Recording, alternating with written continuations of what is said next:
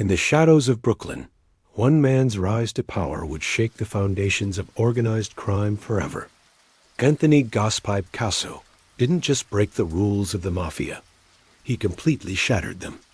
By the time the FBI finally caught up with him, he had organized murders from behind bars, corrupted federal agents, and betrayed everyone who ever trusted him. Before we dive into this incredible true crime story, I want to know where in the world you are watching from, and what time is it there right now. Drop your location and time in the comments below. Are you listening to this during your morning commute, winding down for bed, or maybe it's the middle of the night and you can't sleep? Let me know. And if you're ready for the next 2 to 3 hours of one of the most shocking Mafia stories ever told, hit that subscribe button and ring the notification bell. Trust me, you won't want to miss Anthony's entire story. Give this video a thumbs up if you're ready to hear about betrayal, murder, and the ultimate downfall of a criminal mastermind. In the humid summer of 1999, inside the Maximum Security Administrative Maximum Facility in Florence, Colorado, a man sat alone in a concrete cell measuring 7 by 12 feet. The walls were bare, except for a small slot where meals were passed through and a narrow window that revealed nothing but sky. This was the final home of Anthony Salvatore Casso, once the underboss of the Lucchese crime family, a man who had commanded an army of killers and controlled criminal businesses worth hundreds of millions of dollars. But Anthony Casso was no ordinary prisoner. He was the man who had broken the most sacred rule of La Cosa Nostra, Omerta, the code of silence that had protected organized crime for generations. He had betrayed not just his friends and family, but the very foundations of the criminal world that had made him rich and powerful. And now, in the twilight of his life, he faced the ultimate punishment for his betrayals, complete isolation from the world he had once ruled with an iron fist. This is the story of how a boy from South Brooklyn became one of the most feared men in American organized crime, only to destroy everything he had built through his own fear, greed, and ultimately his willingness to break every code he had once held sacred. The story of Anthony Casso begins in the narrow streets of South Brooklyn in the 1940s, where the smell of fresh bread from Italian bakeries mixed with the salt air from the harbor, and where young boys learned early that respect was earned through strength and fear. It was a neighborhood where the line between legitimate business and criminal enterprise was often invisible, where men in expensive suits conducted their business in the back rooms of social clubs, and where everyone understood that some questions were never asked. Anthony Salvatore Casso was born on May 21, 1942, to Michael and Margaret Casso, immigrants who had come to America seeking the promise of a better life. His father, Michael, worked as a longshoreman on the Brooklyn docks, one of thousands of Italian Americans who loaded and unloaded the ships that brought goods from around the world to New York Harbor. It was honest work, but it was also dangerous and poorly paid, and the Casso family struggled to make ends meet in their small apartment on Cropsey Avenue. The neighborhood of Bensonhurst, where Anthony grew up, was a world unto itself. The streets were lined with 3-story brick buildings housing multiple families, their stoops serving as gathering places where mothers watched their children play stickball in the streets, and fathers discussed the day's events over glasses of homemade wine. Italian was spoken as often as English, and the traditions of the old country were maintained with fierce pride. But beneath this appearance of immigrant respectability lurked a darker reality. The docks where Michael Casso worked were controlled by organized crime, and kickbacks, loan sharking, and theft were simply accepted parts of daily life. Young Anthony grew up hearing whispered conversations about men who commanded respect through violence, who drove expensive cars and wore tailored suits while others struggled to pay rent. From an early age, Anthony showed signs of the violent temperament that would define his adult life. He was a large child, bigger than most of his peers, and he learned quickly that size and aggression could get him what he wanted. When other children had something he desired, a toy, a piece of candy, a place in line, Anthony simply took it. When they protested, he hit them. When they told their parents, he hit them harder. His parents, overwhelmed by the challenges of making a living in their new country, were often absent or distracted. Michael worked long hours on the docks, and Margaret took in sewing to supplement the family income. Anthony learned to fend for himself on the streets, where he discovered that the rules of civilized society didn't apply. Violence was not only accepted, but often rewarded with respect and fear. By the time he entered his teens, Anthony had already established himself as a neighborhood bully. He was expelled from school multiple times for fighting, and his reputation for brutality spread throughout Bensonhurst. Other teenagers crossed the street to avoid him, and local shopkeepers watched him carefully when he entered their stores, knowing that trouble often followed in his wake. It was during these formative years that Anthony first encountered the men who would shape his destiny. The social clubs and neighborhood hangouts of Bensonhurst were frequented by members of the Lucchese crime family, one of New York's 5 major mafia organizations. These men dressed differently than the working-class Italian Americans of the neighborhood. Their clothes were expensive, their cars were new, and they commanded a respect that went beyond the normal social order. Young Anthony was fascinated by these figures.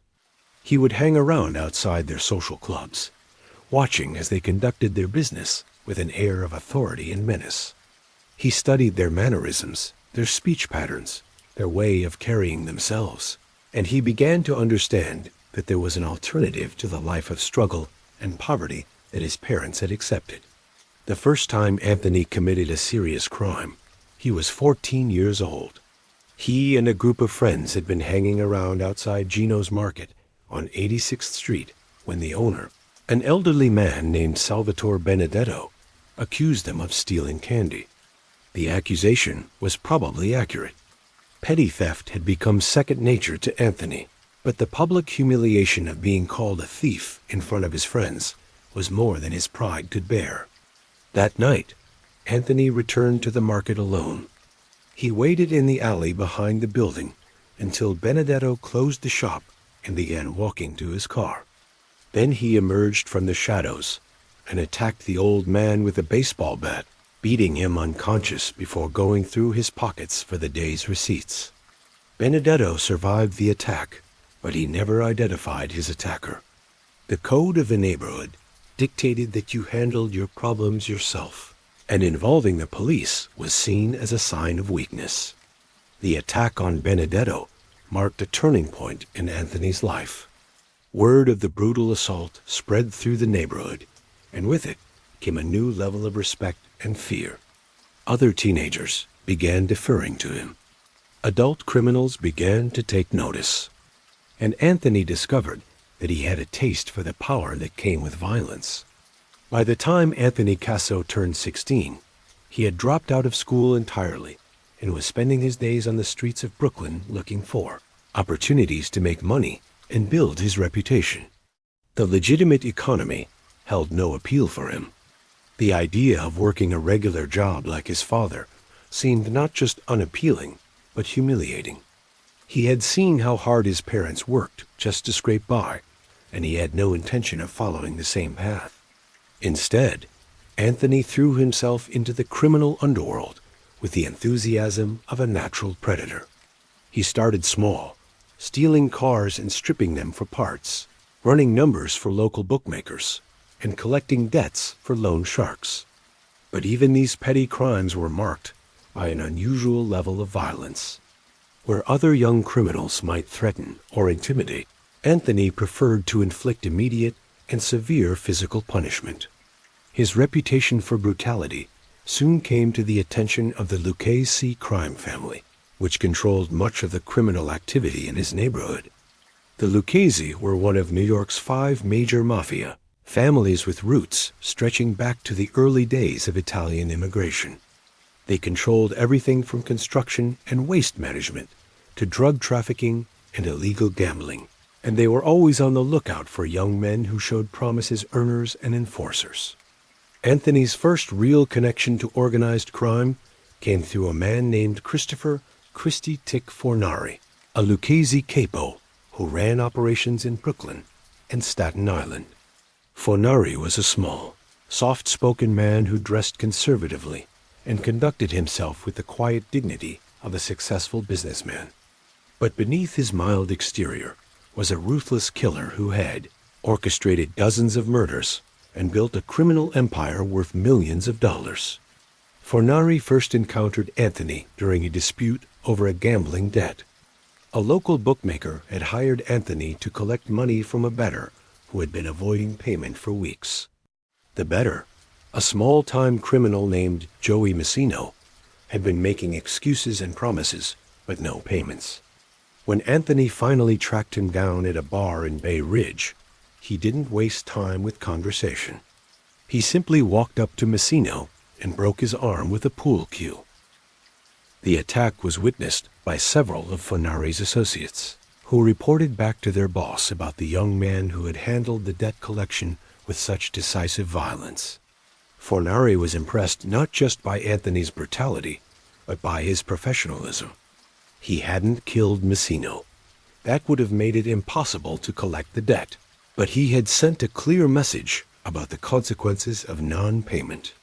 Within a week, Fornari arranged to meet Anthony at a social club in Bensonhurst. The meeting was Anthony's first real glimpse into the world of organized crime at the highest levels. The club was filled with men in expensive suits who spoke in hushed tones and conducted their business with an air of deadly seriousness. Money changed hands constantly. Phones rang with reports from criminal enterprises across the city, and Anthony could sense the immense power that flowed through the organization. Fornari offered Anthony a position as a collector, working directly for the Lucchese family's loan sharking operation. The job paid better than anything Anthony had ever imagined. Several hundred a week, more than most legitimate workers made in a month.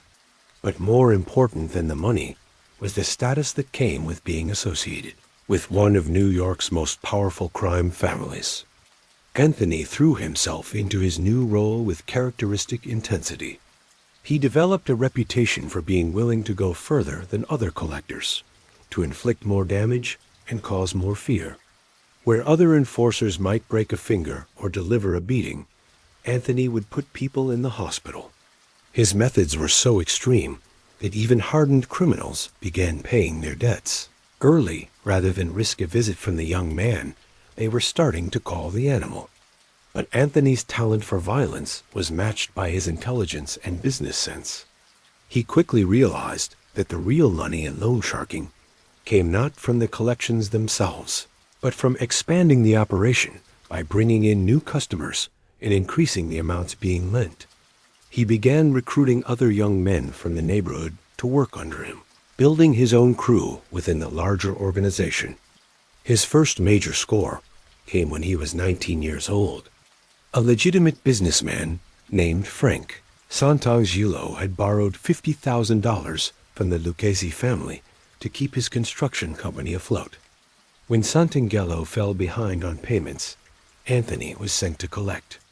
But instead of simply beating Santangelo into submission, Anthony spent time studying the man's business and his financial situation. He discovered that Santangelo's company was actually quite profitable, but that the owner was skimming money to support a gambling habit.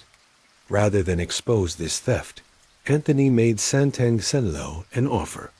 In exchange for forgiveness of the debt, Santangelo would turn over a percentage of his company to the Yoff's Lucchese family and use his construction crews for various criminal enterprises, including the disposal of bodies and the transportation of illegal goods.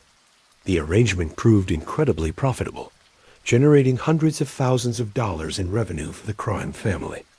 More importantly, it demonstrated that Anthony possessed the strategic thinking necessary to succeed at the highest levels of organized crime. He wasn't just a brute who could intimidate people into paying their debts. He was a criminal entrepreneur who could see opportunities that others missed. Despite his growing reputation as a violent criminal, Anthony Casso maintained the outward appearance of a respectable young man from a traditional Italian-American family. He dressed well, was polite to his elders, and showed proper respect for the customs and traditions of his community. This facade was important, not just for his criminal career. It also allowed him to pursue a relationship with a young woman who would become the most important person in his life. Lillian DeLuca was everything that Anthony was not. Where he was violent and unpredictable, she was gentle and stable. Where he lived by his wits and his fists, she believed in hard work and traditional values. She came from a respectable family in the neighborhood. Her father owned a small grocery store, and her mother was active in the local church. By all rights, she should have had nothing to do with a young man like Anthony Casso. But Anthony could be charming when he chose to be, and he was determined to win Lillian's affections. He courted her with the same intensity that he brought to his criminal enterprises, sending flowers, taking her to expensive restaurants, and presenting himself as a successful young businessman with a bright future ahead of him. He was careful to hide the true nature of his work, telling Lillian that he was involved in construction and import-export businesses. Lillian was initially skeptical of Anthony's attentions. His reputation in the neighborhood was well known, and her parents had warned her against getting involved with him. But Anthony was persistent, and he could be genuinely warm and caring when he wanted to be. He showed a side of himself to Lillian that few others ever saw, a man who was capable of tenderness and genuine emotion beneath his violent exterior. Their courtship took place against the backdrop of Anthony's rising status in the Lucchese crime family. By the time he was 21, he had been formally inducted into the organization as a maid member, participating in the ancient ceremony that bound him to the family for life. The induction was both an honor and a responsibility. It meant that he was now under the protection of one of the most powerful criminal organizations in America. But it also meant that he was bound by its codes and subject to its discipline. The ceremony took place in the basement of a social club in Little Italy, with Christopher Fornari presiding over the ritual that dated back centuries to the criminal brotherhoods of Sicily. Anthony's finger was pricked with a pin, and his blood was dripped onto a picture of a saint, which was then set on fire in his cupped hands. As the flames burned his skin, he recited the oath that would govern the rest of his life, to put the family before all other loyalties, to never betray its secrets, and to be willing to kill or die for its honor. The induction ceremony was followed by a celebration that lasted well into the night. Anthony was now officially a made man, a member of La Cosa Nostra, with all the privileges and responsibilities that came with that status. He could not be killed by other members of the family without permission from the highest levels of leadership. He was entitled to a percentage of the earnings from any criminal enterprises operating in his territory, and he had the backing of one of the most feared criminal organizations in the world. But even as Anthony was cementing his place in the criminal underworld, he was also planning for a different kind of future. 6 months after his induction into the Lucchese family, he proposed to Lillian DeLuca. The proposal took place on the roof of her apartment building, with the lights of Manhattan glittering in the distance and the sound of traffic humming in the streets below. Lillian accepted despite the misgivings of her family and the warnings of friends, who knew more about Anthony's true nature than she did. Perhaps she believed that marriage would change him, that the stability of family life would draw him away from his criminal associations. Perhaps she was simply in love with the charming, attentive man he could be when he chose to be. Or perhaps she understood on some level that she was marrying not just a man, but an entire way of life. The wedding took place in the fall of 1964 at St. Bernadette's Church in Bensonhurst, with more than 300 guests in attendance. The ceremony was a lavish affair that reflected both Anthony's growing wealth and his desire to present himself as a successful businessman. The reception was held at a banquet hall in Staten Island with an open bar, a 7-course meal, and entertainment provided by professional singers and musicians. But the guest list told the real story of Anthony's life. While Lillian's side of the church was filled with legitimate business people, teachers, and civil servants, Anthony's side was populated by some of the most dangerous criminals in New York. Christopher Fornari served as his best man, and the wedding party included several made members of the Lucchese family. The gifts were lavish, envelopes filled with cash, expensive jewelry, and other tokens of respect from the criminal underworld. The honeymoon was spent in Italy, where Anthony showed Lillian the villages of Sicily and Calabria where his grandparents had been born. It was a romantic gesture, but it was also educational. Anthony used the trip to make connections with criminal organizations in the old country, laying the groundwork for future business relationships that would prove extremely profitable. When they returned to New York, Anthony and Lillian settled into a house in the Gravesend section of Brooklyn, not far from where Anthony had grown up. The house was modest by the standards that Anthony would later achieve, but it was respectable and comfortable with a small backyard and a 2-car garage. To their neighbors, they appeared to be a typical young Italian-American couple starting their life together. But behind the facade of domestic normalcy, Anthony's criminal career was accelerating rapidly. His success with the Sant'Angelo Construction Company had impressed his superiors in the Lucchese family, and he was given greater responsibilities and larger territories to control. His crew of collectors and enforcers was growing, and the money was flowing in at an unprecedented rate. Lillian tried to maintain her illusions about her husband's work, but it became increasingly difficult as Anthony's lifestyle grew more lavish and his associates more obviously criminal. When she asked about his business, he would give vague answers about construction contracts and import deals. When she expressed concern about the men who came to their house at all hours of the day and night, he would assure her that they were simply business partners. The truth was that Anthony was rapidly becoming one of the most feared and respected criminals in Brooklyn. His reputation for violence had spread throughout the New York underworld, and his name was mentioned with a kind of respect usually reserved for much older and more established figures.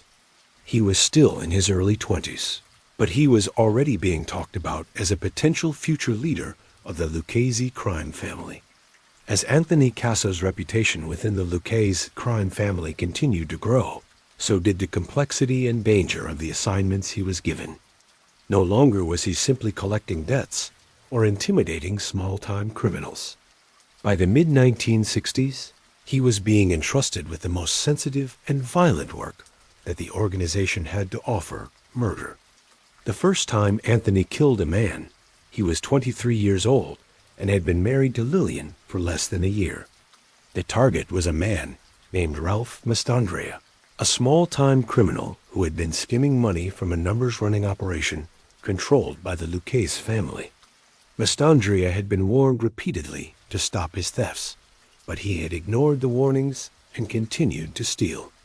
In the unforgiving world of organized crime, such defiance could not be tolerated.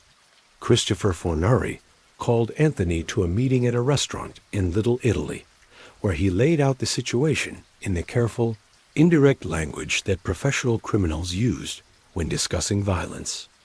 Mastandrea had become a problem and needed to be taken care of. The job had to be done cleanly, with no witnesses and no evidence that could be traced back to the Lucchese family. Anthony accepted the assignment without hesitation. He had been preparing for this moment his entire criminal career, and he approached the task with the same methodical planning that he brought to all his work. He spent weeks studying Mastandrea's habits, learning his routines, identifying the places where he was most vulnerable. He recruited 2 associates to help with the killing, men who were loyal to him and who could be trusted to keep their mouths shut. The murder took place on a cold February night in 1965. Mastandrea was leaving his girlfriend's apartment in Queens when Anthony and his associates confronted him in the hallway of the building. There was no dramatic confrontation or final words. Anthony simply walked up to Mastandrea and shot him 3 times in the head with a .38 caliber pistol. The killing was over in less than 10 seconds, and Anthony and his men were gone before anyone could respond to the sound of gunshots. The murder was never solved by the police. There were no witnesses who would talk, no physical evidence that could be traced back to the killers, and no one who was willing to come forward with information about the crime. Mastandrea was simply another casualty of the ongoing war for control of New York's criminal underworld. And his death was quickly forgotten by everyone except his family and the men who had ordered his execution. For Anthony, the killing marked a crucial milestone in his criminal career. He had proven that he was willing and able to commit murder when necessary, and that he could do so without leaving evidence or attracting unwanted attention from law enforcement. His superiors in the Lucchese family were impressed with his professionalism, and his reputation as a reliable killer began to spread throughout the organization. Over the next several years, Anthony would kill again and again. Some of the murders were ordered by his superiors. Others were committed to protect his own interests or eliminate rivals. He developed a signature style that was both efficient and terrifying. He preferred to kill at close range with a pistol, looking his victims in the eye as he pulled the trigger. He never showed mercy or hesitation, and he never left witnesses alive to testify against him.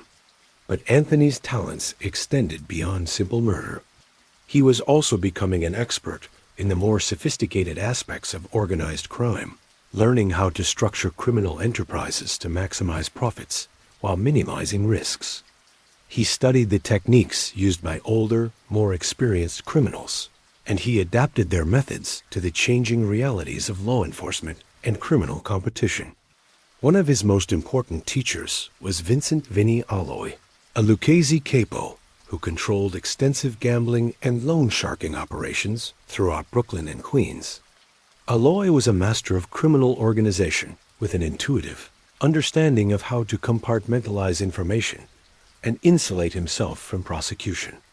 He taught Anthony how to use layers of intermediaries to distance himself from day-to-day criminal operations, how to communicate through coded language and subtle signals, and how to structure business relationships to ensure loyalty while protecting against betrayal. Under Alloy's tutelage, Anthony learned that successful organized crime required more than just violence and intimidation. It required business acumen, strategic thinking, and the ability to build and maintain complex relationships with people at every level of society. A successful criminal had to be part entrepreneur, part diplomat, and part military commander, capable of switching between these roles as circumstances demanded. Anthony also learned the importance of corruption in maintaining criminal enterprises. Alloy introduced him to a network of police officers, judges, prosecutors, and other government officials who were willing to provide information and protection in exchange for regular payments. These relationships were carefully cultivated and jealously guarded because they provided the early warning system that allowed organized crime to stay one step ahead of law enforcement. The corruption extended far beyond simple bribery. Anthony learned how to gather compromising information about public officials, how to exploit their weaknesses and vulnerabilities, and how to use that leverage to ensure their cooperation. He discovered that many supposedly honest citizens had secrets they were desperate to keep hidden. Gambling debts, extramarital affairs, financial irregularities, or other indiscretions that could destroy their careers and reputations if exposed. By the late 1960s, Anthony had assembled his own network of corrupt officials and informants. He had police detectives who provided him with advanced warning of raids and investigations. He had clerks in the district attorney's office who gave him access to confidential files. He had judges who ensured favorable outcomes in criminal cases. And he had federal agents who kept him informed about FBI surveillance and wiretapping operations. This intelligence network was crucial to Anthony's survival and success.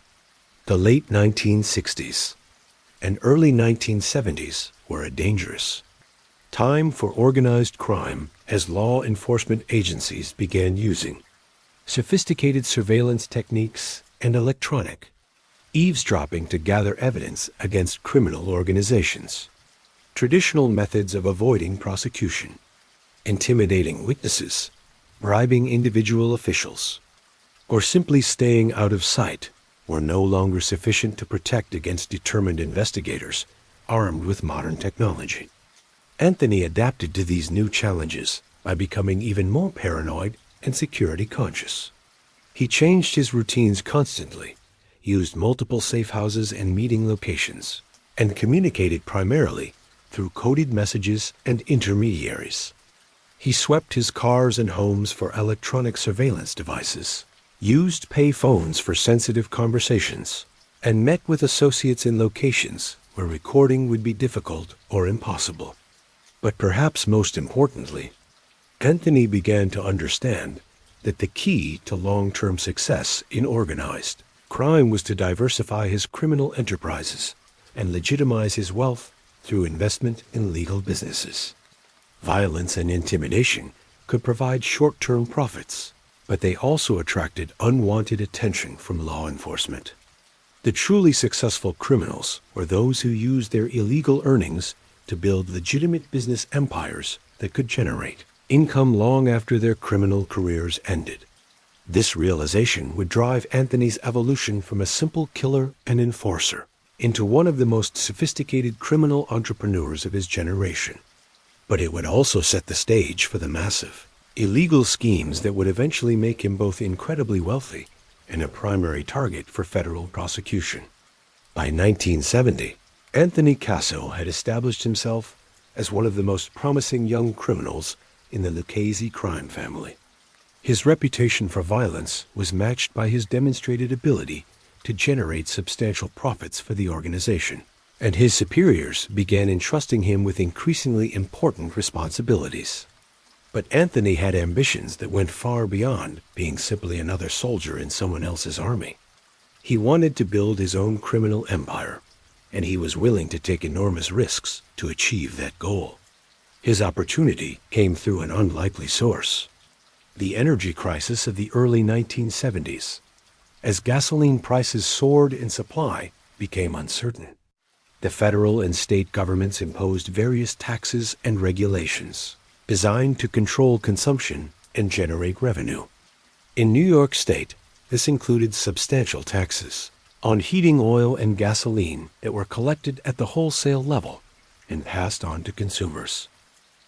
Anthony quickly realized that these tax collection systems were vulnerable to sophisticated fraud schemes. The taxes were supposed to be paid by wholesalers, who then passed the costs on to retailers, but the system relied heavily on self-reporting and had limited enforcement mechanisms.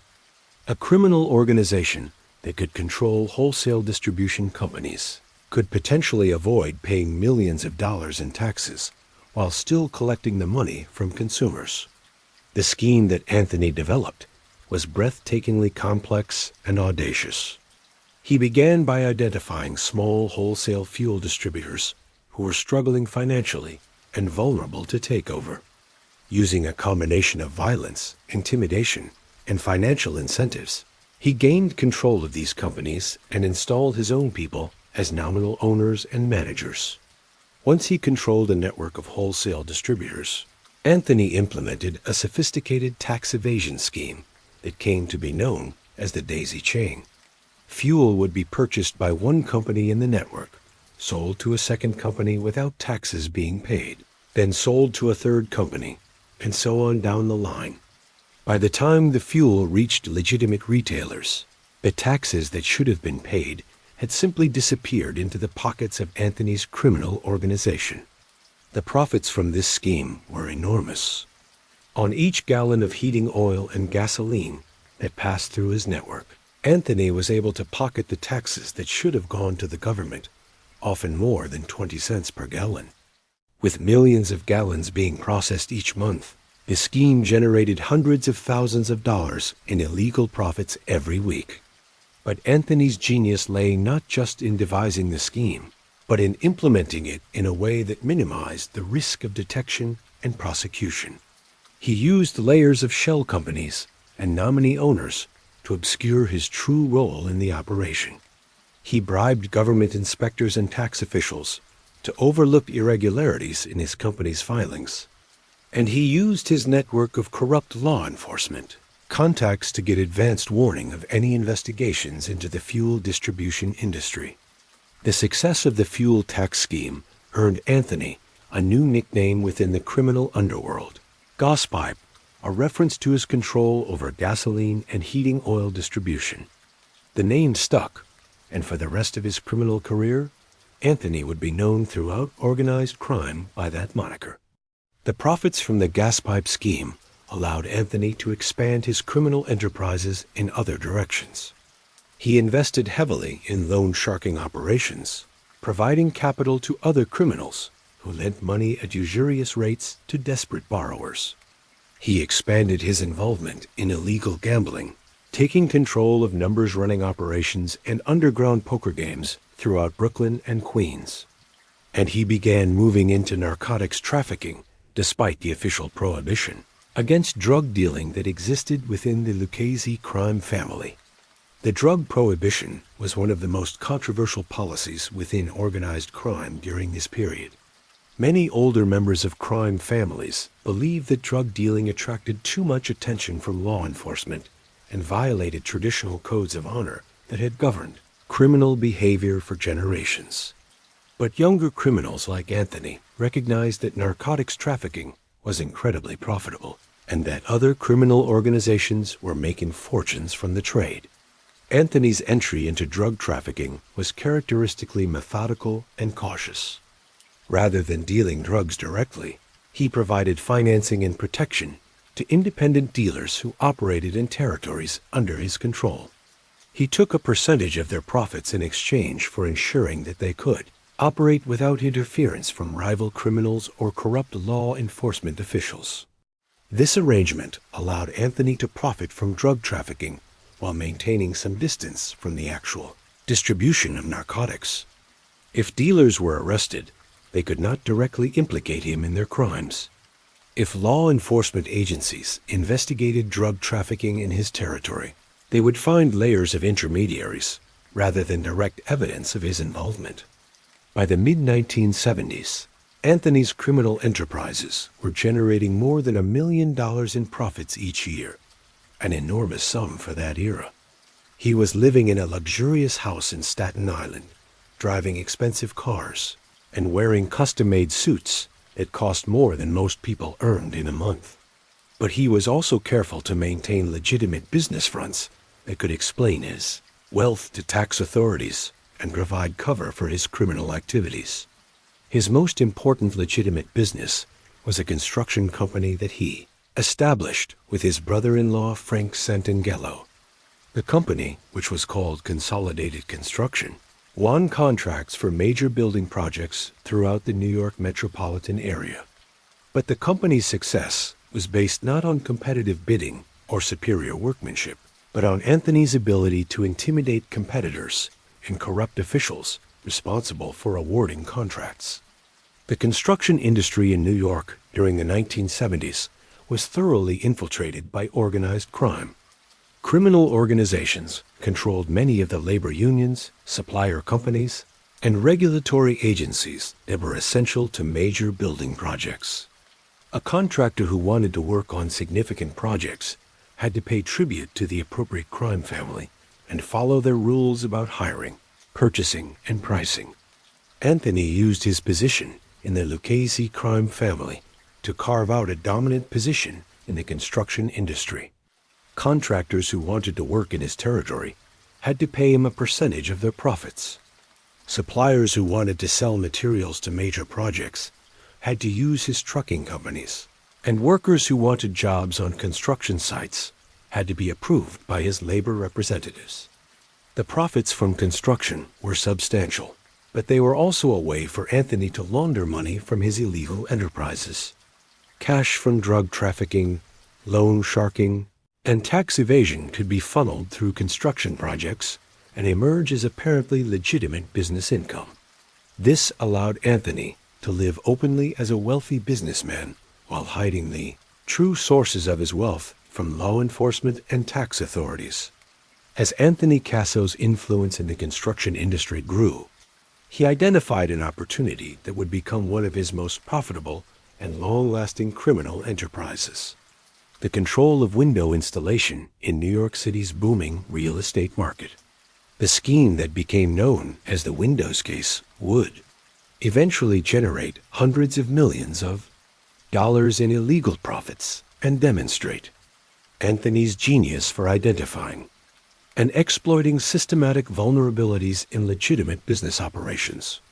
The opportunity arose from the unique characteristics of New York's construction industry in the late 1970s and early 1980s. The city was experiencing a massive building boom with hundreds of residential and commercial projects under development at any given time. Each of these projects required thousands of windows, creating a market worth hundreds of millions of dollars annually. Anthony realized that the window installation industry had several characteristics that made it vulnerable to criminal control. First, the market was dominated by a relatively small number of companies, making it possible for a criminal organization to gain influence over the entire industry through targeted intimidation and corruption. Second, window installation was a specialized trade that required significant expertise and equipment, creating barriers to entry that could be used to exclude competitors. And third, the industry operated on tight margins and short deadlines, making contractors extremely vulnerable to any disruptions in their supply chains or workforce. The scheme that Anthony developed was a masterpiece of criminal organization.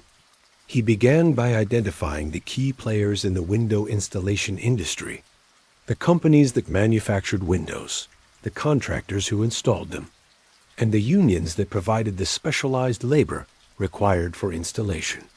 Through a combination of violence, intimidation, and financial incentives, he gained control over each of these elements.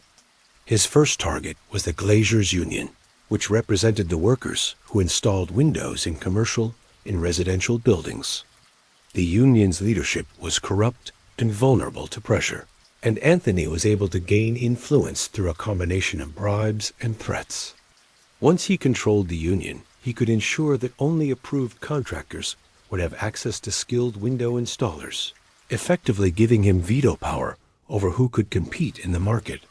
Next, Anthony targeted the window manufacturing companies that supplied materials to New York contractors. He used his reputation for violence to convince manufacturers that they needed his protection from labor disputes, theft, and other problems. In exchange for regular payments, he would ensure that their shipments arrived on time and that their workers remained productive and cooperative. Finally, Anthony moved against the installation contractors themselves. He offered them a simple choice: pay him a percentage of their profits and operate under his protection, or face constant labor disputes, supply problems, and other obstacles that would make it impossible to complete projects on time and within budget. Most contractors chose to cooperate rather than fight a battle they couldn't win. The result was a comprehensive criminal monopoly that controlled virtually every aspect of window installation in New York City. Contractors who wanted to work on major projects had to be approved by Anthony's organization and pay tribute for the privilege. Workers who wanted jobs had to be accepted by his union representatives, and manufacturers who wanted to sell windows in the New York market had to accept his oversight and pay for his protection. The profits from the windows racket were enormous and sustained. Unlike other criminal enterprises that required constant attention and generated irregular income, the window scheme produced steady cash flow month after month, year after year. As long as New York continued to build new buildings and renovate old ones, Anthony's organization would receive a percentage of every window installed. But the windows racket was more than just a source of income. It was also a power base that gave Anthony influence throughout the construction industry. Contractors who paid tribute to his organization for window installation were more likely to cooperate when he expanded into other areas of construction. Union leaders who accepted his authority in the Glaziers Union were more willing to support his interests in other trades, and government officials who received bribes related to window installation contracts were more amenable to corruption in other contexts. Anthony used this expanding influence to move into other areas of construction-related crime. He gained control over concrete suppliers, trucking companies, and waste disposal operations. He influenced the awarding of major construction contracts and ensured that his associates received favorable treatment in bidding processes. And he used his construction industry connections to launder money from his other criminal enterprises. The windows racket also provided Anthony with a legitimate explanation for his growing wealth. To outside observers, he appeared to be a successful businessman who had built a profitable company through hard work and business acumen. His construction ventures were featured in trade publications, and he was invited to speak at industry conferences about innovative installation techniques and project management strategies. But beneath this appearance of legitimate business success was a criminal enterprise that was generating millions of dollars in illegal profits annually. The windows racket alone was worth more than $5 million per year to Anthony's organization, and it provided the foundation for even larger and more ambitious criminal schemes. As Anthony Casso's criminal empire expanded throughout the late 1970s and early 1980s, he found himself increasingly involved in the complex internal politics of the Lucchese crime family. The organization was undergoing significant changes during this period as older leaders died or were imprisoned, and younger, more aggressive criminals like Anthony competed for positions of greater authority and responsibility. The Lucchese family had been led since the 1950s by Thomas Three-Finger Brown Lucchese, a shrewd and diplomatic leader who had maintained the organization's position among New York's 5 major crime families through careful alliances and strategic patience. But Lucchese died in 1967, and his successors had proven less capable of managing the complex relationships that held the criminal organization together. The family's leadership had passed to Anthony Tony Ducks Corallo, an old-school criminal who believed in maintaining traditional methods and avoiding unnecessary attention from law enforcement. Corallo was respected for his intelligence and experience, but he was also conservative and cautious, reluctant to embrace the kinds of innovative criminal schemes that younger members like Anthony were developing. Beneath Corallo in the family hierarchy was Vincent Vinny Alloy, who served as underboss and was Anthony's primary patron within the organization. Alloy recognized Anthony's potential and had been instrumental in his rise through the ranks. But he was also concerned about Anthony's increasingly violent and unpredictable behavior. As Anthony's criminal enterprises grew larger and more profitable, he was becoming less willing to accept direction from his superiors and more inclined to act independently. The tension came to a head in 1979 over a dispute involving the family's involvement in narcotics trafficking. Despite official prohibitions against drug dealing, many members of the Lucchese family were involved in the trade, either directly or through intermediaries. The profits were enormous, but so were the risks.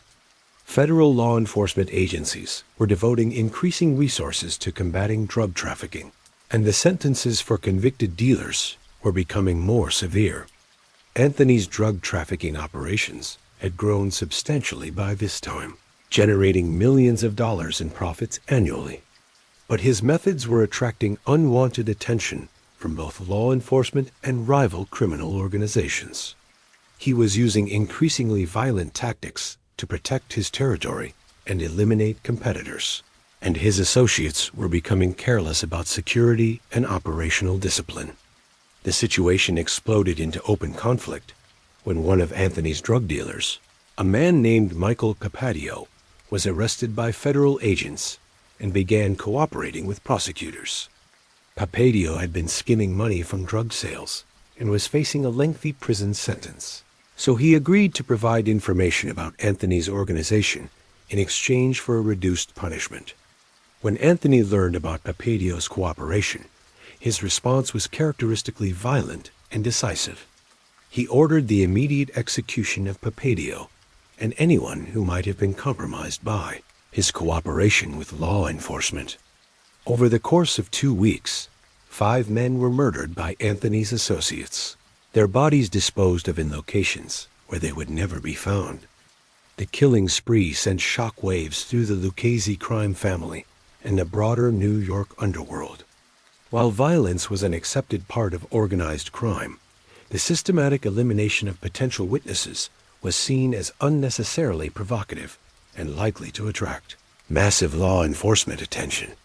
Many older members of the family believed that Anthony's actions had crossed important lines and endangered the entire organization.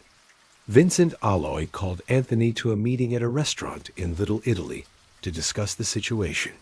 The conversation was tense and carefully worded, as both men understood that they were discussing matters that could determine Anthony's future within the organization and potentially his survival.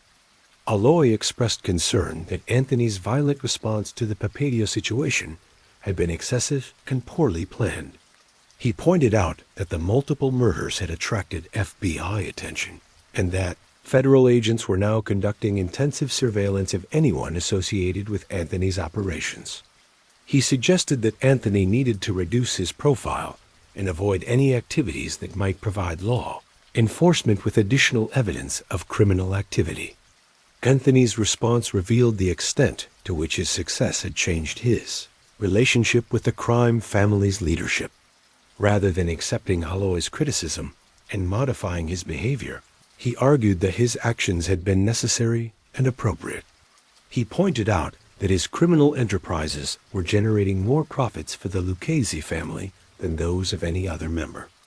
And he suggested that his superiors should be supporting rather than criticizing his methods. The meeting ended without resolution, but it marked a turning point in Anthony's relationship with the Lucchese family hierarchy. He had demonstrated that he was no longer willing to accept direction from his superiors when it conflicted with his own judgment, and his superiors had made clear that they were concerned about his increasingly independent and violent behavior. Over the next several months, the tension between Anthony and the family leadership continued to escalate. He began operating with increasing autonomy, making major decisions about his criminal enterprises without consulting his superiors, and keeping a larger percentage of profits for himself rather than passing them up the chain of command. His associates began referring to his organization as Casso's crew rather than a part of the larger Lucchese family structure. This independence was both a source of strength and vulnerability for Anthony. On one hand, it allowed him to move quickly to exploit new criminal opportunities, without waiting for approval from conservative leaders who might be reluctant to take risks. On the other hand, it isolated him from the broader network of relationships and alliances that had traditionally protected members of organized crime families from their enemies. The situation became even more complicated when Anthony began forming alliances with members of other crime families who shared his aggressive approach to criminal enterprise. He developed particularly close relationships with John Gotti of the Gambino family and Carmine Persico of the Colombo family. Both men were rising stars in their respective organizations and shared Anthony's belief that traditional organized crime needed to embrace more violent and ambitious methods. These cross-family alliances were viewed with suspicion by the leadership of all the organizations involved. The 5 families of New York had maintained their positions through careful respect for territorial boundaries and hierarchical relationships, and Anthony's networking threatened to disrupt these traditional arrangements. Despite the growing tensions with his superiors, Anthony Casso's criminal success could not be ignored indefinitely. By 1980, his various enterprises were generating more than $10 million annually in profits for the Lucchese crime family, more than the combined earnings of several other capos. His reputation for violence had made him one of the most feared men in New York's underworld, and his business acumen had proven that he was capable of building and managing complex criminal organizations. After months of internal debate and political maneuvering, Tony Corallo made the decision to promote Anthony to the rank of Capo, making him a captain within the Lucchese family hierarchy and giving him official authority over his own crew of soldiers and associates. The promotion was announced at a meeting of the family's leadership council, and it was accompanied by the assignment of specific territories and criminal enterprises that would be under Anthony's direct control. The promotion was both a recognition of Anthony's achievements and an attempt to bring him more firmly under the family's discipline and control. As a capo, Anthony would have greater authority and independence, but he would also have greater responsibilities to the organization and would be subject to more direct oversight from the family's leadership. Anthony's new territory included much of Brooklyn and parts of Queens, areas that contained some of the most lucrative criminal opportunities in New York. He was given control over several existing enterprises, including loan sharking operations, illegal gambling businesses, and construction industry rackets. But he was also given permission to develop new criminal schemes as long as they were conducted in accordance with the family's rules and generated appropriate profits for the organization. The first major initiative that Anthony undertook as a capo was the expansion of his fuel tax evasion scheme into other states. The success of the Gaspipe operation in New York had demonstrated that similar schemes could be implemented wherever complex tax collection systems created opportunities for fraud. Anthony began establishing networks of shell companies and corrupt distributors in New Jersey, Connecticut, and Pennsylvania, extending his criminal empire beyond the traditional boundaries of the Lucchese family's territory. This expansion required careful coordination with other crime families that controlled criminal activities in these areas. Anthony negotiated agreements with leaders of the Di Cavalcante family in New Jersey and the Bruno family in Philadelphia, sharing profits in exchange for permission to operate in their territories and protection from local law enforcement agencies that might be under their influence. The multi-state expansion of the fuel tax scheme generated enormous profits, more than $20 million per year by 1982, but it also created new vulnerabilities and complications. The scheme now involved dozens of companies, hundreds of participants, and complex financial transactions that crossed state lines and fell under federal jurisdiction. Each additional participant represented a potential security breach, and each additional transaction created evidence that could be used by law enforcement agencies to build criminal cases. Anthony attempted to manage these risks through increasingly sophisticated security measures and organizational structures. He compartmentalized information so that most participants in the scheme knew only about their specific roles and had no knowledge of the broader operation. He used coded communications and elaborate systems of intermediaries to insulate himself from direct involvement in day-to-day operations. And he invested heavily in corruption, bribing officials at every level of government to provide protection and advance warning of law enforcement investigations. But Anthony's greatest protection during this period came from an unexpected source: the development of relationships with corrupt law enforcement officers who provided him with inside information about federal and state investigations. These relationships would eventually become one of the most controversial and dangerous aspects of his criminal career. But during the early 1980s, they provided him with a crucial advantage over both law enforcement and rival criminals. The most important of these relationships was with two New York Police Department detectives named Louis Ippolito and Stephen Caracappa.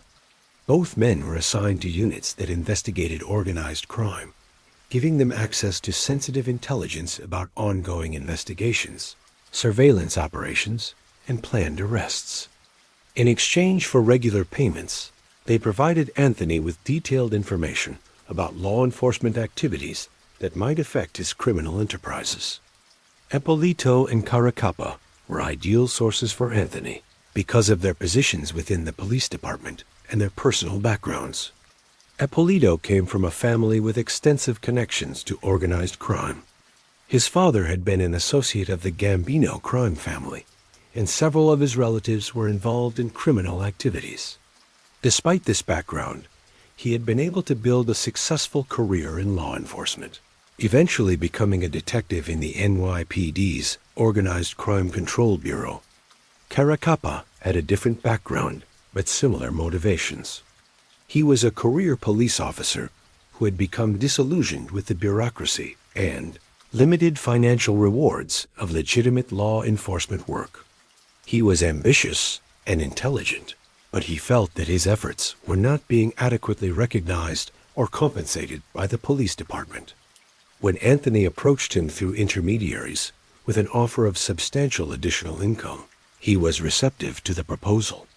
The arrangement with Ippolito and Capo provided Anthony with information that was invaluable for protecting his criminal enterprises. He learned about planned raids weeks in advance, allowing him to move incriminating evidence and warn associates to avoid particular locations. He received copies of surveillance reports that revealed which of his activities were being monitored and which associates might be under investigation. And he was given access to intelligence about the activities of rival criminals, information that he used to eliminate competitors and expand his own operations. In exchange for this information, Anthony paid the two detectives more than they earned from their official salaries. The payments were structured to avoid detection, often made through intermediaries or disguised as legitimate business transactions. Anthony also provided the detectives with other benefits, including expensive gifts, free meals at upscale restaurants, and access to illegal gambling and entertainment venues. The relationship with corrupt police officers represented a new level of sophistication in Anthony's criminal operations. Previous generations of organized criminals had relied primarily on intimidation and violence to protect themselves from law enforcement.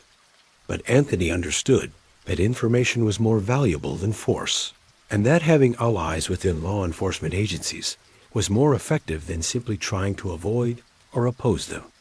This approach reflected Anthony's evolution from a simple street criminal to a sophisticated criminal entrepreneur.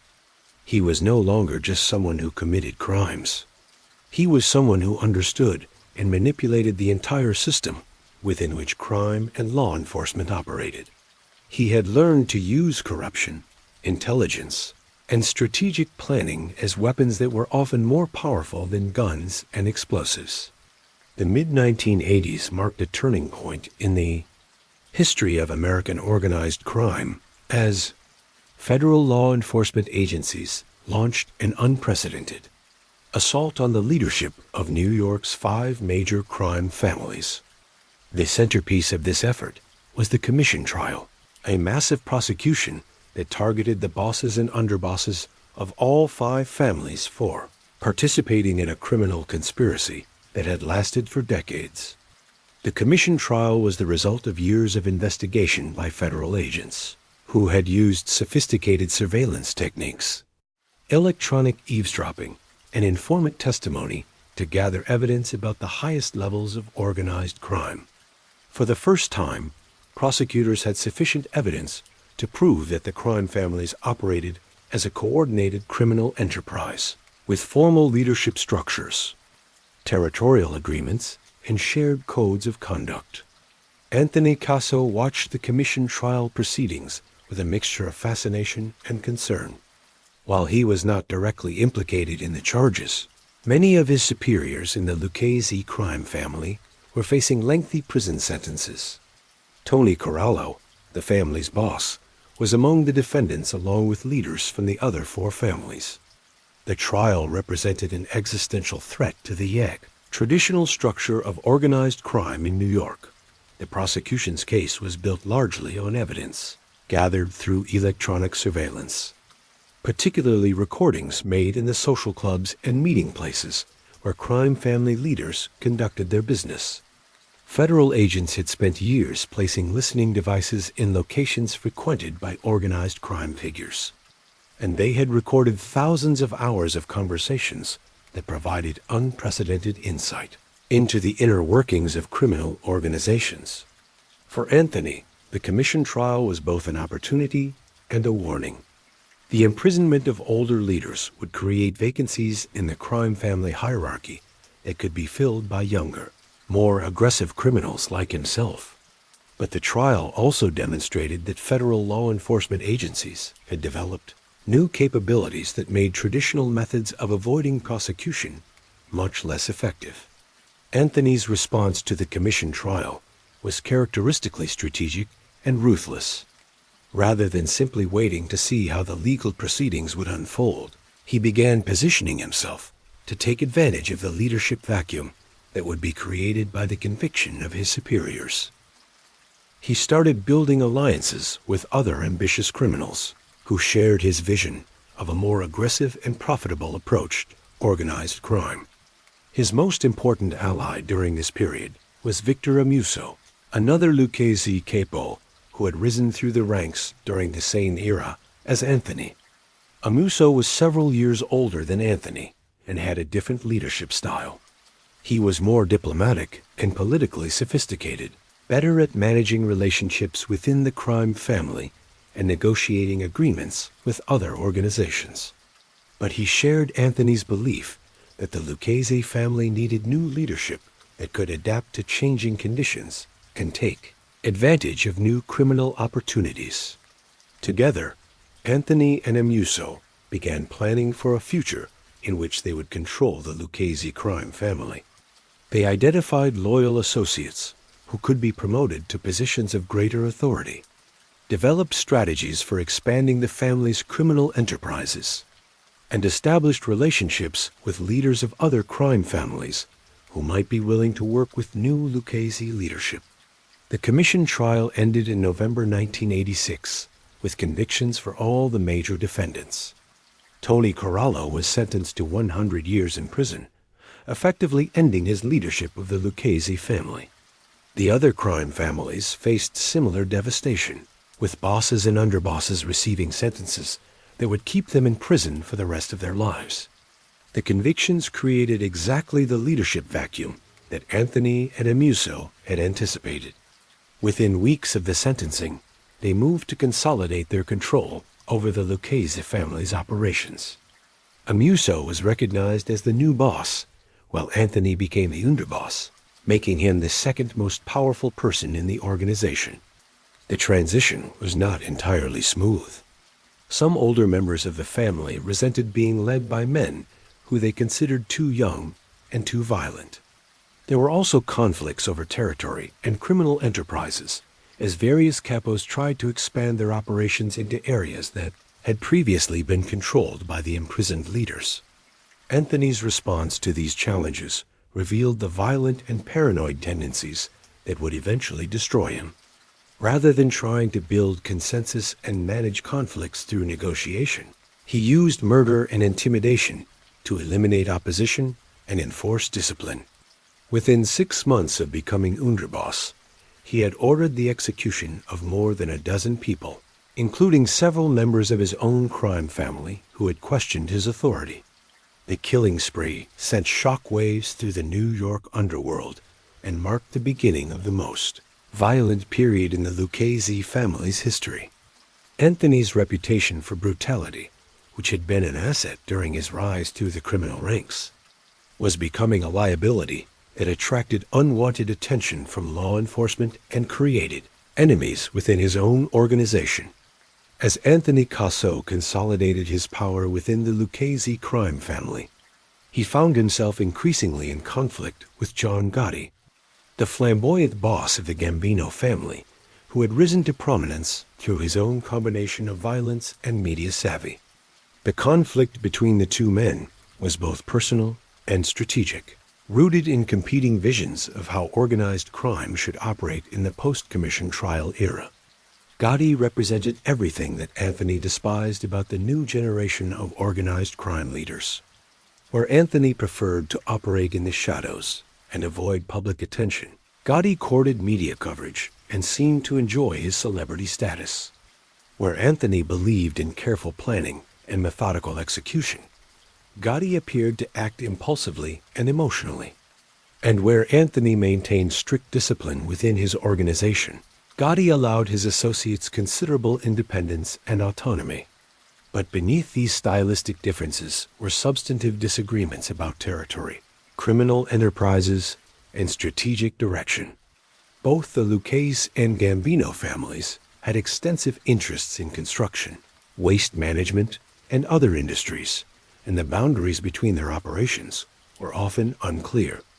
As both organizations tried to expand their activities in the aftermath of the commission trial, conflicts were inevitable. The first serious confrontation came in 1987 over control of construction projects at Kennedy Airport. Both families had long-standing interests in the airport's extensive construction and renovation projects, which were worth hundreds of millions of dollars and provided opportunities for numerous types of criminal activity. But as the projects expanded, both Anthony and Gotti tried to increase their organization's involvement, leading to territorial disputes and conflicts over the allocation of contracts and jobs. The situation escalated when one of Gotti's associates, a man named Frank DeCicco, was killed by a car bomb that was intended for Gotti himself. While Anthony was not directly responsible for the bombing, Gotti suspected that the Lucchese family had been involved, either as perpetrators or as allies of the actual bombers. The suspicion created a climate of mistrust and hostility that made peaceful resolution of the airport dispute increasingly difficult. Anthony's response to the growing tension was characteristically aggressive. Rather than trying to negotiate a settlement with Gotti, he began planning for open warfare between the two families. He started stockpiling weapons, recruiting additional soldiers, and identifying targets within the Gambino organization that could be eliminated if conflict became unavoidable. His preparations for war included reaching out to his corrupt contacts within law, enforcement for intelligence about Gambino family activities. Louis Ippolito and Stephen Caracappa provided him with detailed information about Gotti's movements, his associates' activities, and law enforcement surveillance of Gambino operations. This intelligence gave Anthony a significant advantage in planning attacks against his enemies while avoiding retaliation against his own organization. The war between the Lucchese and Gambino families officially began in March 1987 with the attempted assassination of John Gotti outside a restaurant in Queens. The attack was carried out by two of Anthony's most trusted killers who ambushed Gotti as he was leaving a meeting with his associates. But the assassination attempt failed. Gotti was wounded, but not killed, and he managed to escape before his attackers could finish the job. Gotti's survival of the assassination attempt made him more dangerous and more determined to eliminate Anthony and his allies. Within weeks, members of both families were being killed in a series of retaliatory attacks that terrorized the New York underworld and attracted massive media attention. The violence was unprecedented in its scale and brutality, with bodies turning up throughout the city and fear spreading among criminals who had no direct involvement in the conflict. Anthony's advantage in the war came from his superior intelligence network and his willingness to use extreme violence against his enemies. His corrupt police contacts provided him with advanced warning of Gambino family movements, allowing him to set up ambushes and avoid retaliation. His reputation for brutality also served as a deterrent, as many potential Gambino allies chose to remain neutral rather than risk becoming targets themselves. But the war also revealed the extent to which Anthony's violent methods were becoming counterproductive. The constant killing attracted enormous attention from federal law enforcement agencies, which devoted increasing resources to investigating both families. The violence also created instability within the broader New York underworld, as other crime families were forced to choose sides or risk being drawn into the conflict themselves. The most serious consequence of the war was the damage it did to Anthony's relationships within his own organization.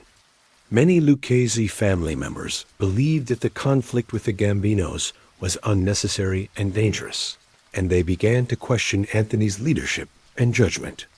Some started looking for opportunities to eliminate him and replace him with someone who would be more diplomatic and less likely to attract law enforcement attention. Anthony's paranoia, which had always been a significant aspect of his personality, began to spiral out of control as the war continued. He became convinced that enemies were everywhere, not just within the Gambino family, but within his own organization and among his closest associates. He started ordering the execution of Lucchese family members who he suspected of disloyalty, creating a climate of fear and suspicion that weakened the organization from within. While Anthony Casso was fighting his war with the Gambino family, his relationship with corrupt NYPD detectives Louis Ippolito and Stephen Caracappa was evolving into something far more dangerous and controversial than simple intelligence gathering. What had begun as a straightforward corruption arrangement, money in exchange for information, gradually expanded into active participation in murder and other serious crimes. The transformation occurred gradually as Anthony's demands for assistance became more extreme and the payments to the detectives became more substantial. Initially, Ippolito and Caracappa had simply provided information about police investigations and planned arrests. But as Anthony's conflicts with rival criminals intensified, he began asking them to use their law enforcement credentials to actively assist in his criminal enterprises. The first major escalation came when Anthony asked the detectives to use their access to police databases to locate potential victims who had gone into hiding. Several people who had stolen money from Anthony's operations or cooperated with law enforcement against his interests had disappeared, changing their identities and moving to different cities to avoid retaliation. Anthony wanted to find these people so that he could have them killed, and he needed the detectives' help to track them down. Ippolito and Caracappa initially resisted these requests, understanding that actively participating in murder conspiracies was far more dangerous than simply providing information. But Anthony's payments had become essential to their lifestyles, and they had already crossed so many ethical and legal lines that additional crimes seemed like natural progressions rather than fundamental departures. The breakthrough came when Anthony offered them $50,000 each to help him locate and kill a man named Nicholas Guido, a small-time criminal who had stolen money from one of Anthony's gambling operations. Guido had disappeared after the theft, but Anthony believed that the detectives could use their police resources to find him. The detectives used their access to police databases to search for information about Guido, including his social security number, driver's license records, and any arrests or contacts with law enforcement agencies. They discovered that Guido was living in the Bronx under an assumed name and working at a construction site, information that they passed along to Anthony's organization. But when Anthony's killers arrived at the address provided by the detectives, they discovered that they had been given information about the wrong Nicholas Guido. The man they found was an innocent telephone installer who happened to have the same name as their intended target. Nevertheless, they killed him, shooting him multiple times in his driveway while his family watched from inside their house. The murder of the innocent Nicholas Guido marked the turning point in the relationship between Anthony and the corrupt detectives. They had moved beyond corruption into active participation in murder, and they were now accomplices in the killing of an innocent man. The psychological and legal implications of this escalation would eventually contribute to the destruction of everyone involved.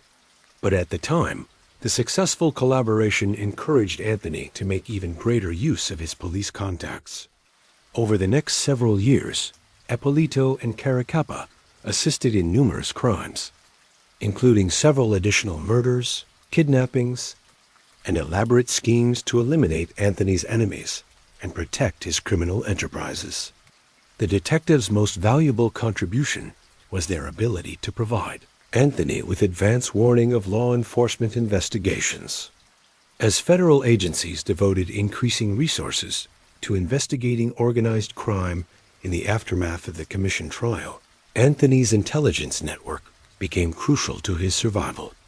The detectives kept him informed about wiretapping operations, planned arrests, and the development of cases against his associates. This intelligence allowed Anthony to stay one step ahead of law enforcement for several years, longer than would otherwise have been possible. When federal agents planned raids on his businesses, he moved incriminating evidence in advance. When prosecutors began building cases against his associates, he had time to intimidate witnesses or eliminate them entirely. And when surveillance operations threatened to expose his activities, he could modify his behavior to avoid detection. But the relationship with corrupt police officers also created new vulnerabilities for Anthony's organization.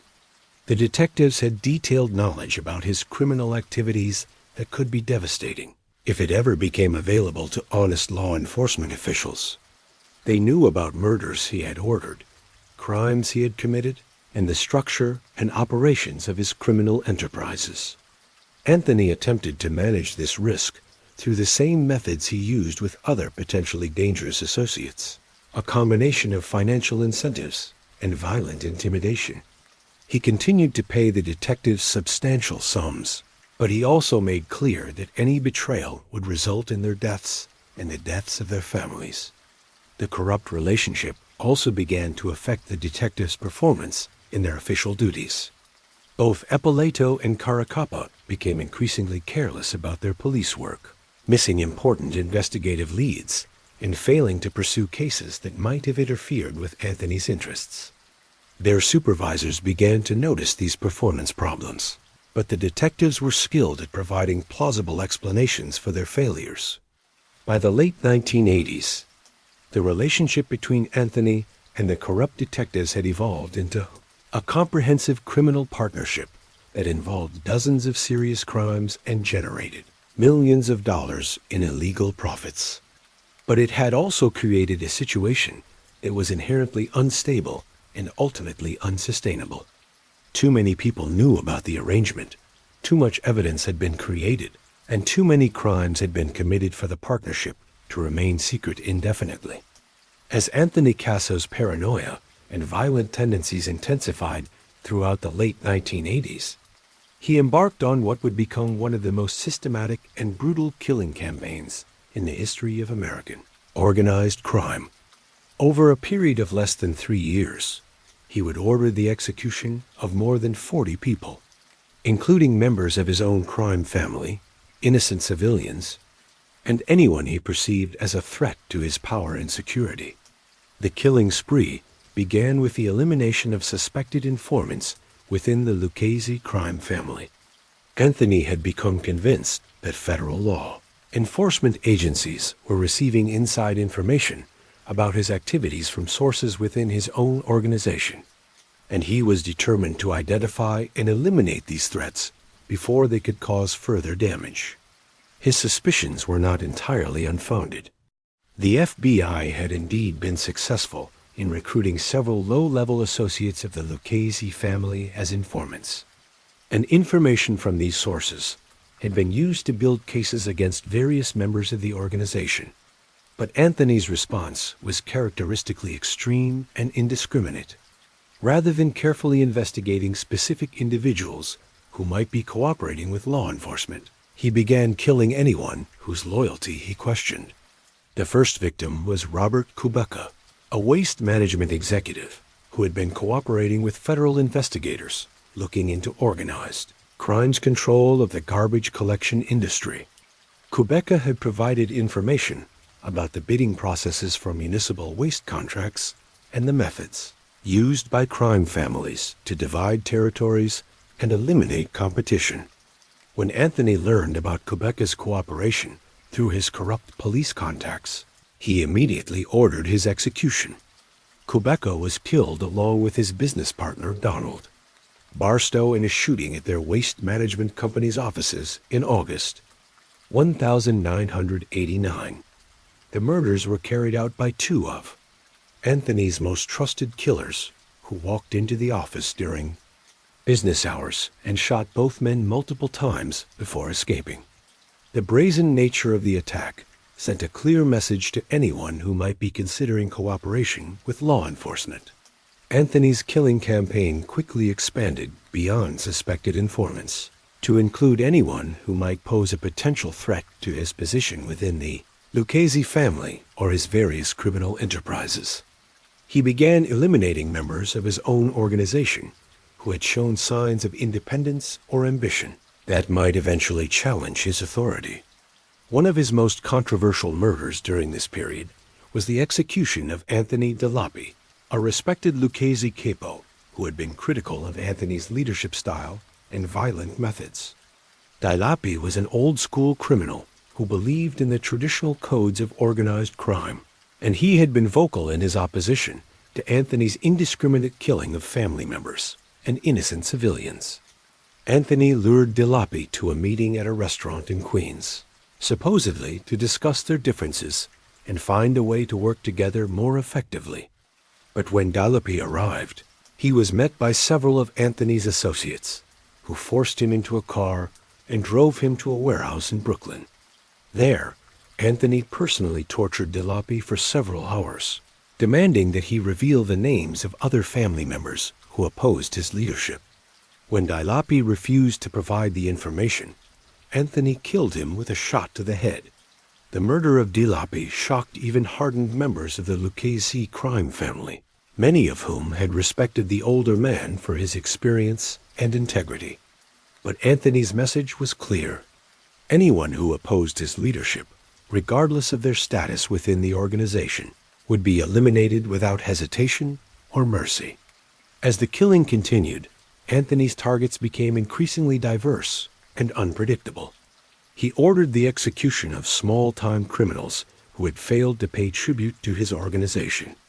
He had innocent civilians killed because they had witnessed crimes or had been in the wrong place at the wrong time.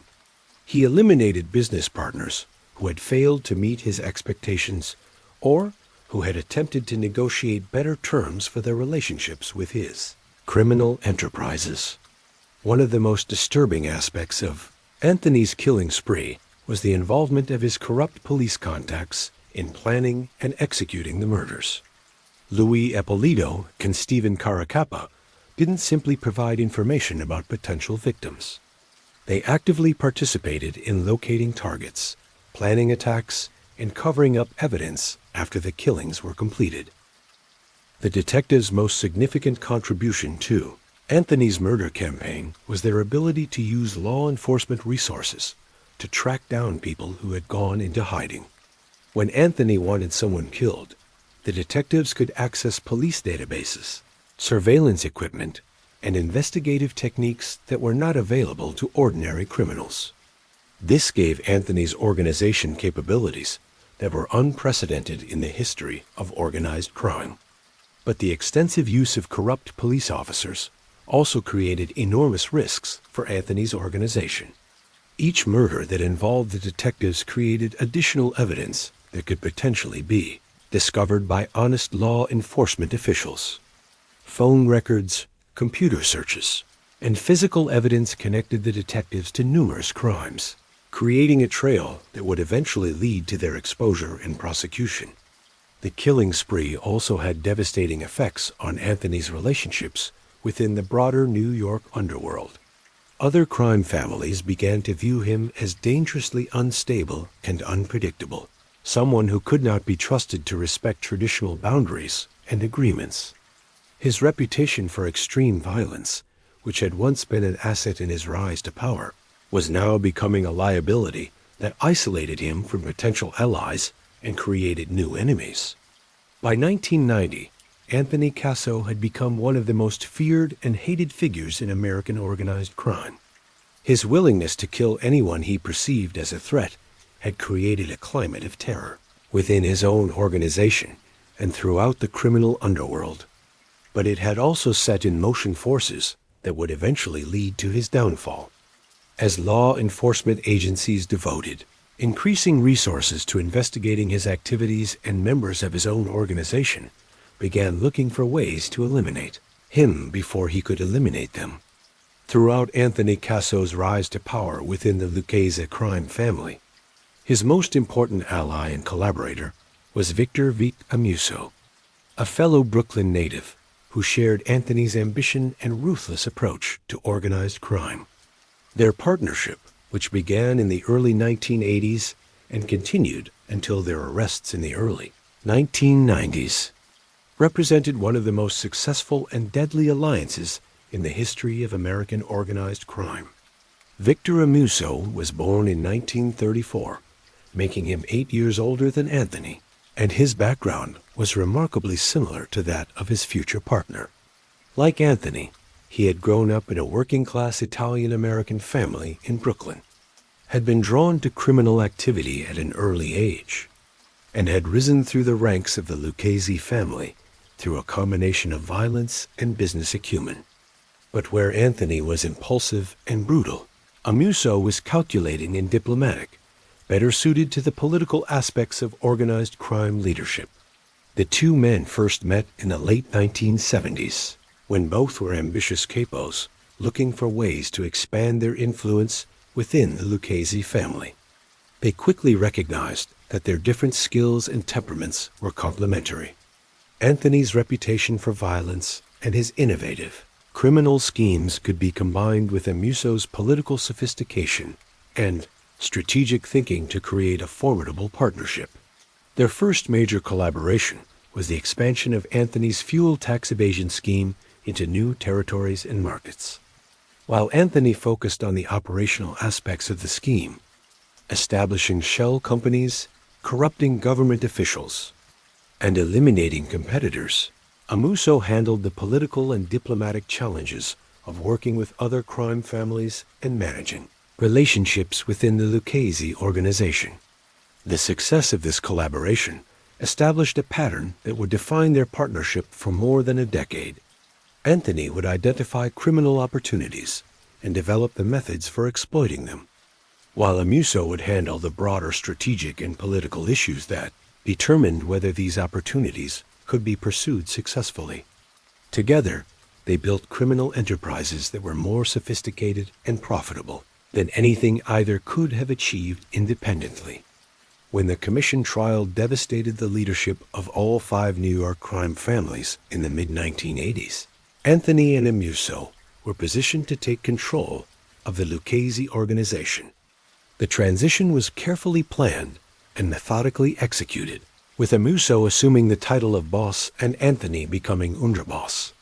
The arrangement reflected both their relative strengths and the realities of organized crime politics. Amuso's diplomatic skills made him better suited to be the public face of the organization, while Anthony's reputation for violence made him the perfect enforcer and operational commander. Under their joint leadership, the Lucchese crime family entered what would later be remembered as both its most profitable and most violent period. The criminal enterprises that Anthony had developed over the previous decade were expanded and systematized, generating unprecedented profits that flowed up through the organization's hierarchy. At the same time, the brutal methods that both men employed to maintain discipline and eliminate opposition created a reign of terror that affected not only their enemies, but their own associates. The partnership between Amuso and Anthony was built on mutual respect and complementary abilities, but it was also marked by an underlying tension that reflected their different approaches to leadership and their competing ambitions.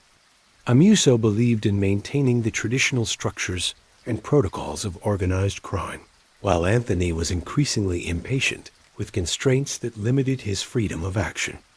This tension would eventually contribute to conflicts that weakened the organization and made it more vulnerable to law enforcement penetration. The ascension of Victor Amuso and Anthony Casso to the leadership of the Lucchese crime family in 1987 marked the beginning of a new era in the organization's history. Unlike the previous generation of leaders, who had been cautious and conservative in their approach to criminal enterprise, the new leadership was aggressive, innovative, and willing to take enormous risks to maximize profits and expand their power. Their first priority was consolidating control over the family's existing criminal operations and eliminating any potential challenges to their authority. This process involved both political maneuvering within the organization and the systematic elimination of anyone who might oppose their leadership or compete for their positions. Anthony took the lead in the violent aspects of this consolidation, ordering the execution of several longtime family members who had been loyal to the previous leadership or who had expressed skepticism about the new regime. These killings sent a clear message throughout the organization that dissent would not be tolerated and that loyalty to the new leadership was not optional but mandatory. One of the most significant early victims was Frank Manzo, a respected capo who had been considered a potential rival for leadership of the family. Manzo had built his own network of loyal associates over decades of criminal activity, and his continued presence within the organization represented a potential threat to the new leadership's authority. Anthony arranged for Manzo to be killed during what appeared to be a routine meeting about family business, sending a message that even the most established members of the organization were not safe if they posed a challenge to his authority. While Anthony handled the violent enforcement of their new authority, Amuso focused on the political and organizational aspects of leadership. He reached out to leaders of other crime families to establish the new Lucchese, leadership's position within the broader structure of organized crime in New York. He negotiated new territorial agreements, resolved ongoing disputes over criminal enterprises, and built alliances that would protect the family from external threats. One of Amuso's most important early achievements was negotiating a peace settlement with John Gotti and the Gambino crime family. The war between the Lucchese and Gambino families had been costly and dangerous for both organizations, attracting unwanted law enforcement attention and creating instability throughout the New York underworld. Amuso's diplomatic skills allowed him to find a face-saving resolution that ended the active hostilities while preserving the Lucchese family's core interests and territories. With internal opposition eliminated and external threats neutralized, the new leadership turned its attention to expanding and modernizing the family's criminal enterprises. Anthony's fuel tax evasion schemes were expanded into new states and markets, generating hundreds of millions of dollars in illegal profits. The construction industry rackets were systematized and extended to cover virtually every major building project in the New York metropolitan area, and new criminal opportunities were identified and exploited with a speed and efficiency that impressed even experienced observers of organized crime. The success of these enterprises allowed the Lucchese family to recruit new members and associates at an unprecedented rate. Young criminals who had previously been affiliated with other organizations or worked independently were attracted by the opportunities for advancement and enrichment that the Lucchese offered.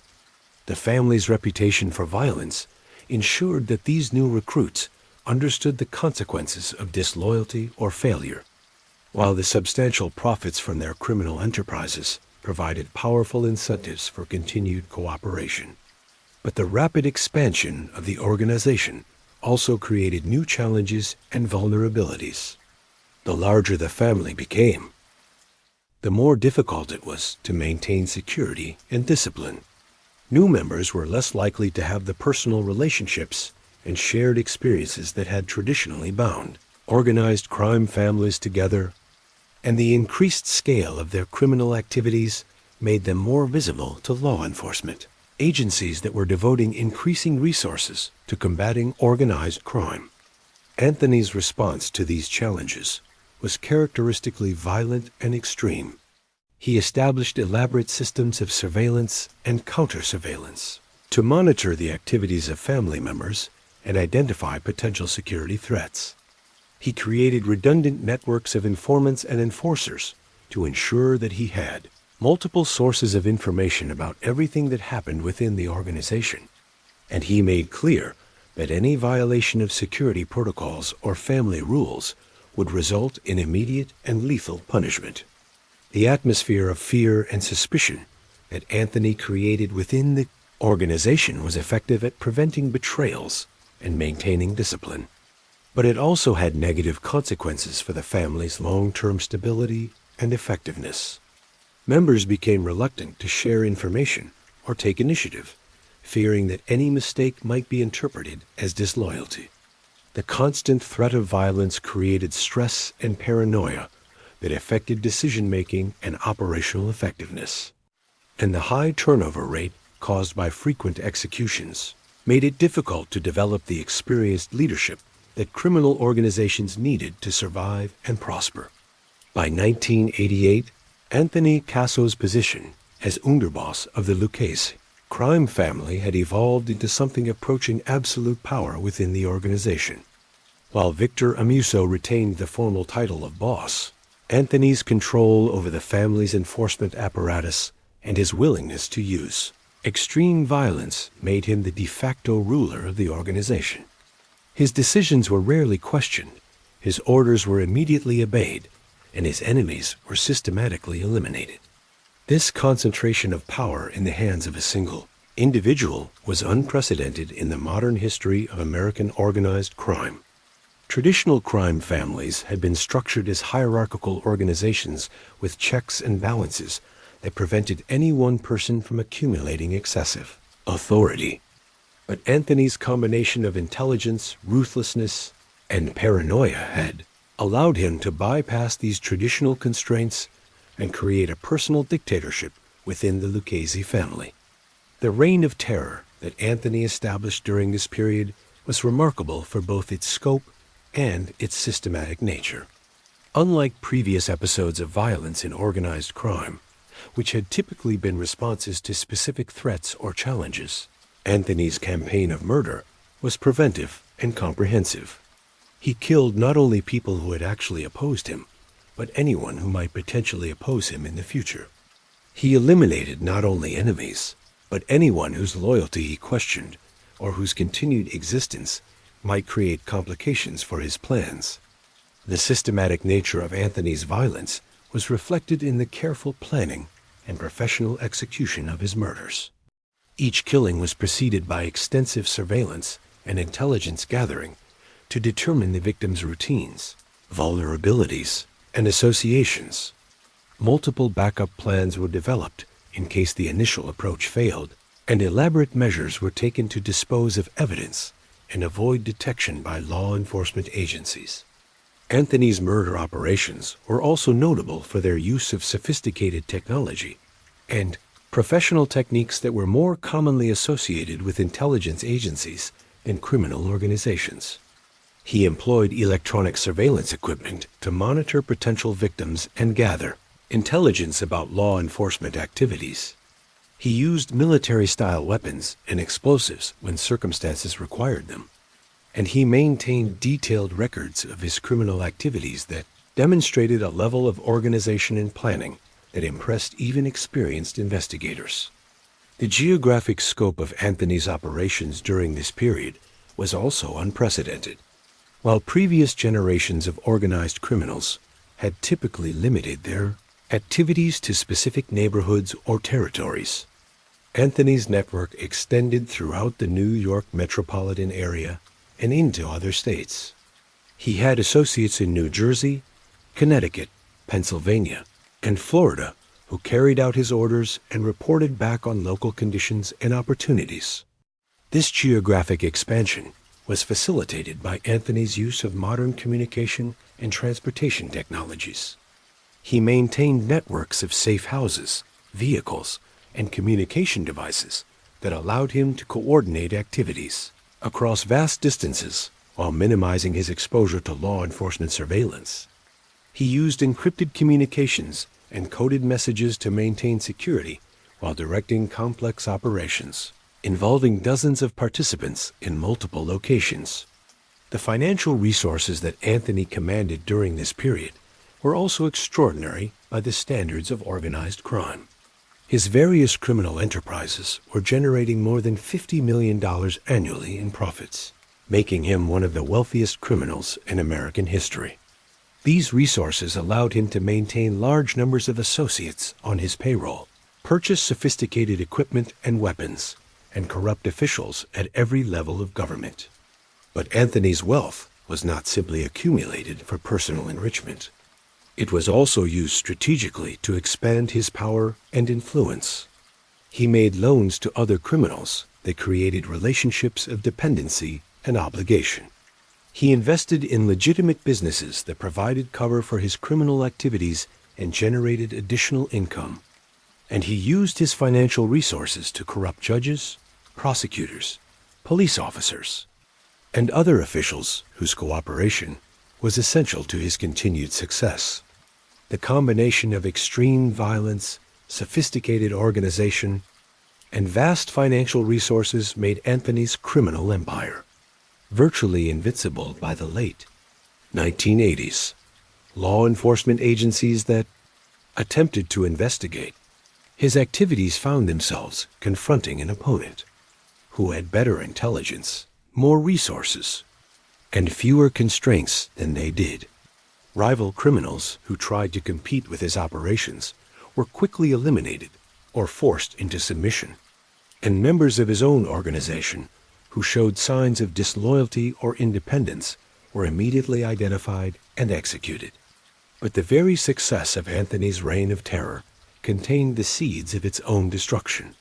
The scale and brutality of his operations had attracted the attention of federal law enforcement agencies, which began devoting unprecedented resources to investigating his activities. The fear and paranoia that he had created within his own organization made his associates more likely to cooperate with law enforcement when they were arrested or threatened with prosecution. And the enemies that he had made throughout the criminal world are constantly looking for opportunities to provide information that might lead to his downfall.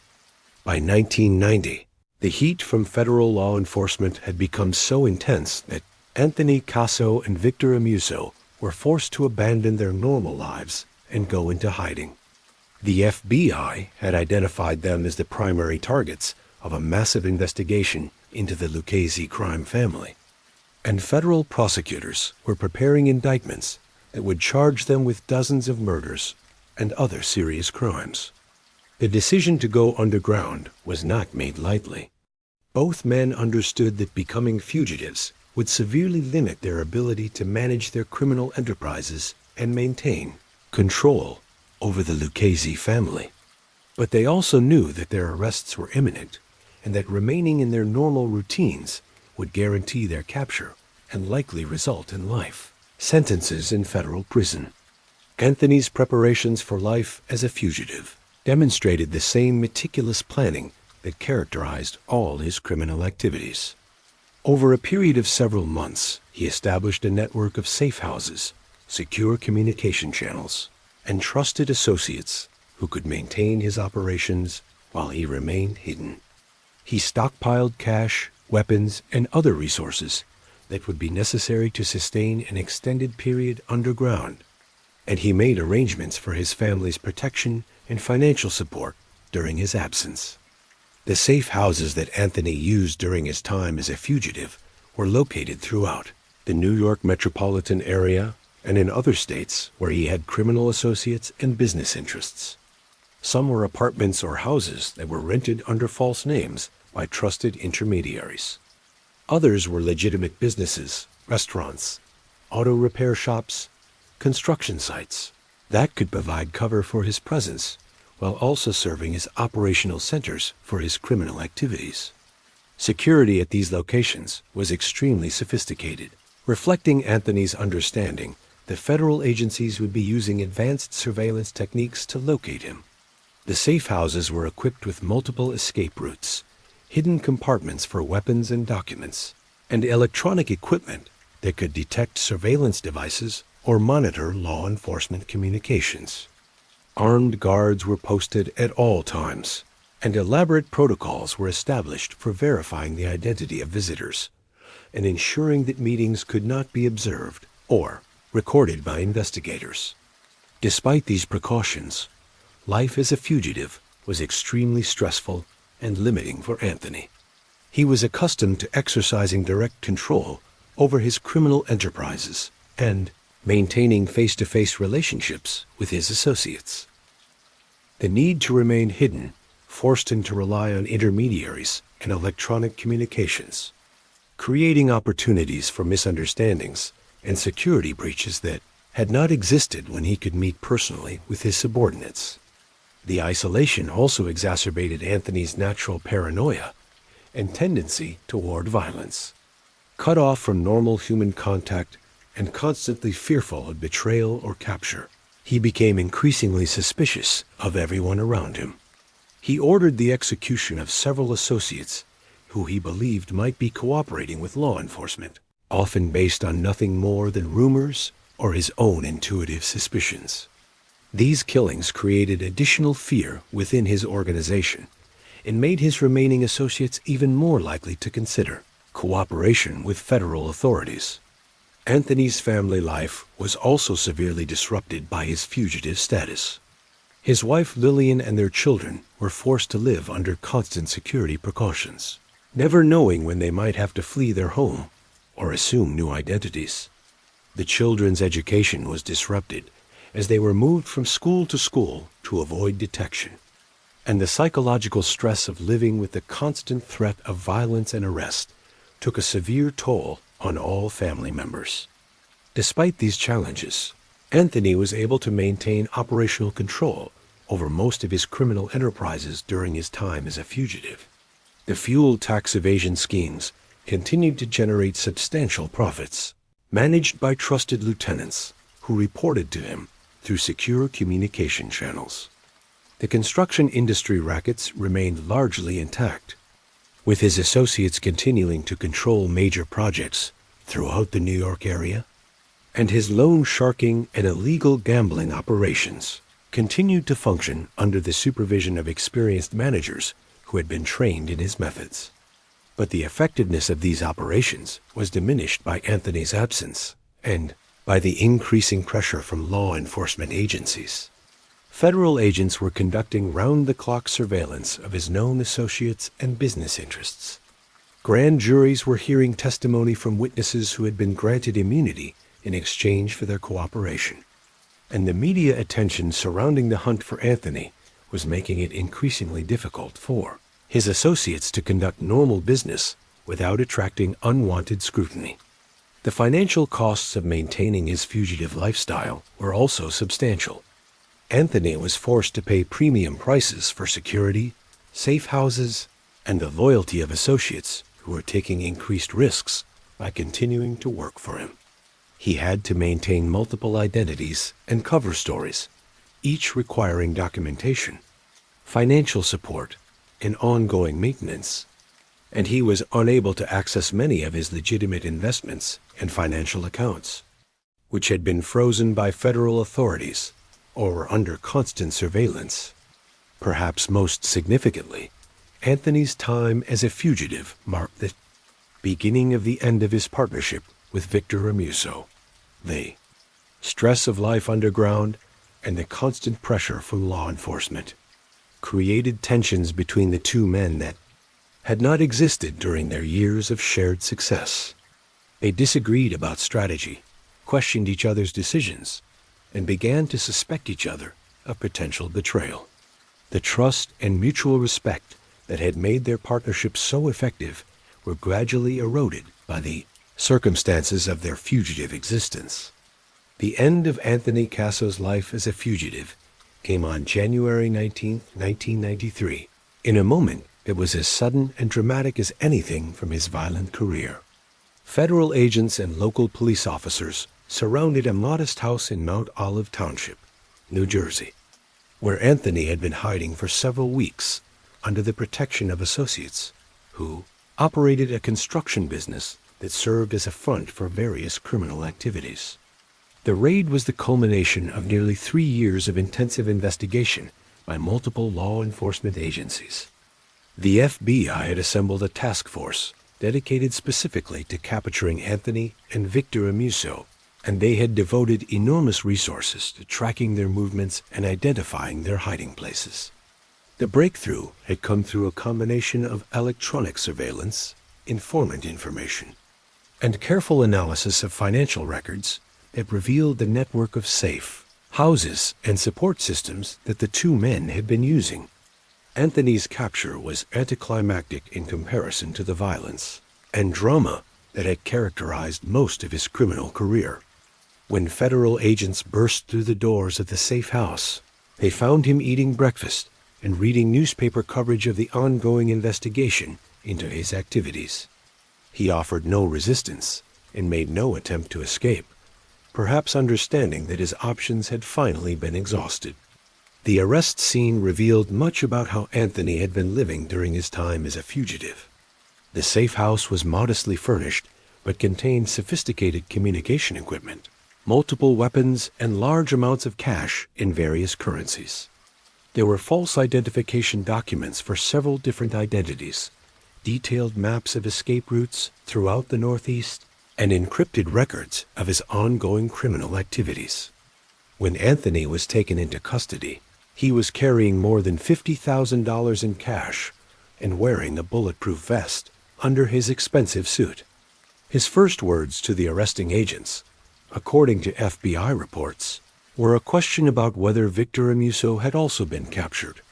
When told that Amuso remained at large, Anthony reportedly smiled and made no further comments. The arrest made headlines throughout the country, as Anthony Casso was widely regarded as one of the most dangerous and elusive criminals in American history. Media coverage of his capture described him as the Mafia's most violent killer and detailed some of the more notorious crimes that had been attributed to his organization. The coverage also noted that his arrest marked the effective end of the Lucchese crime family as a major force in organized crime, as most of the organization's other leaders had already been imprisoned or killed. Anthony's first court appearance took place 3 days after his arrest in a federal courthouse in Newark, New Jersey. He was represented by a team of expensive defense attorneys who had been retained by his family and associates, and he entered a plea of not guilty to all charges. The indictment against him contained more than 70 counts, including multiple charges of murder, racketeering, tax evasion, and conspiracy. If convicted on all counts, he faced the possibility of multiple life sentences in federal prison. The prosecution's case against Anthony was built on evidence that had been gathered over many years of investigation. Federal agents had recorded hundreds of hours of conversations involving Anthony and his associates, many of them containing explicit discussions of murders and other serious crimes. They had financial records that documented the scope and profitability of his criminal enterprises, and they had testimony from dozens of witnesses, including former members of his organization who had agreed to cooperate with law enforcement in exchange for reduced sentences. But the most damaging evidence against Anthony came from an unexpected source: the detailed records that he had maintained of his own criminal activities. Federal agents discovered that Anthony had kept meticulous files documenting his murders, criminal enterprises, and corrupt relationships with law enforcement officials. These records, which were found in several of his safe houses, provided prosecutors with a roadmap of his entire criminal career. The discovery of these records was particularly devastating because they contained information about Anthony's relationships with corrupt police officers Louis Ippolito and Stephen Caracappa. The files documented payments made to the detectives, services they had provided, and their participation in several murders. This evidence would eventually lead to the exposure and prosecution of the corrupt officers, but it also demonstrated the extent to which Anthony had documented his own crimes. Anthony's reaction to his arrest and the charges against him was characteristically calculating and strategic. Rather than maintaining his innocence or expressing defiance, he began almost immediately to consider his options for cooperation with federal authorities. His attorneys reported that he was interested in discussing a potential plea agreement that would allow him to avoid the death penalty in exchange for providing information about other criminals and corrupt officials. His willingness to consider cooperation marked a dramatic departure from the code of silence that had governed Anthony's entire criminal career. For more than 30 years, he had lived by the principle that members of organized crime never cooperated with law enforcement under any circumstances. But faced with the prospect of multiple life sentences or execution, he began to reconsider the value of these traditional codes of conduct. The decision that would define the final chapter of Anthony Casso's life, his choice to become a cooperating witness for the federal government, was not made impulsively or emotionally. Instead, it was the result of careful calculation and strategic thinking that reflected the same analytical approach he had brought to his criminal enterprises throughout his career. Anthony's initial consideration of cooperation began within days of his arrest, as his attorneys briefed him on the strength of the prosecution's case and the likely outcomes if he chose to fight the charges in court. The evidence against him was overwhelming and came from multiple sources that would be difficult to challenge or discredit. Electronic surveillance had captured him discussing murders and other crimes in explicit detail. Financial records documented the scope of his criminal enterprises with mathematical precision, and numerous witnesses were prepared to testify about his activities over a period spanning more than 2 decades. The potential penalties he faced were also daunting. The federal charges against him included multiple counts of murder under the Racketeer, Influenced and Corrupt Organizations Act, RICO, which carried the possibility of life imprisonment or death. Even if he were convicted on only a fraction of the charges, he would likely spend the rest of his life in federal prison. At 51 years old, Anthony understood that fighting the charges would almost certainly result in his dying behind bars. But Anthony's consideration of cooperation was motivated by more than just self-preservation. He had also become increasingly bitter about what he perceived as betrayals by other members of the Lucchese crime family and by the broader, organized crime community that he had served for his entire adult life. During his time as a fugitive, he had watched his former associates save themselves by providing information to law enforcement, often implicating him in crimes while minimizing their own roles. He felt that the traditional codes of loyalty and silence had already been broken by others, and that his own continued adherence to these principles would be meaningless and self-defeating. Anthony was particularly angry about the conduct of Victor Amuso, his longtime partner and the official boss of the Lucchese crime family. Amuso had been captured several months after Anthony, but he had chosen to fight the charges against him rather than cooperate with law enforcement. Anthony believed that Amuso's refusal to cooperate was hypocritical and self-serving, as Amuso had been equally responsible for the violent and criminal activities that had brought down their organization. The negotiation process between Anthony's attorneys and federal prosecutors was complex and extended over several months. Both sides understood that Anthony possessed information that could be incredibly valuable to law enforcement. He had detailed knowledge about murders, corruption, and criminal enterprises that spanned decades and involved hundreds of people. But prosecutors were also skeptical about his willingness to tell the truth, given his history of deception and manipulation. The breakthrough in negotiations came when Anthony demonstrated his value as a witness by providing information about several unsolved murders that law enforcement had been investigating for years. He gave detailed accounts of how these killings had been planned and executed, identified the participants, and revealed the locations where bodies and evidence had been disposed of. This information allowed investigators to solve cases that had been cold for years, and demonstrated that Anthony's cooperation could provide unique insights into the inner workings of organized crime. Federal prosecutors were particularly interested in Anthony's knowledge of police corruption, specifically his relationships with NYPD detectives Louis Eppolito and Stephen Caracappa. The corruption of police officers by organized crime had been a persistent problem for law enforcement agencies, but proving these relationships in court had always been extremely difficult. Anthony's detailed knowledge of his arrangements with corrupt officers provided prosecutors with an unprecedented opportunity to expose and prosecute this type of corruption. The formal cooperation agreement that Anthony signed in March 1994 was one of the most comprehensive documents of its kind in the history of federal law enforcement.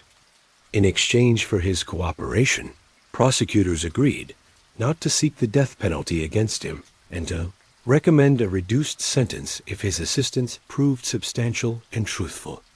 Anthony, in return, agreed to provide complete and honest testimony about his criminal activities and those of his associates, to submit to extensive debriefing sessions with law enforcement agents, and to testify in any trials where his testimony might be relevant.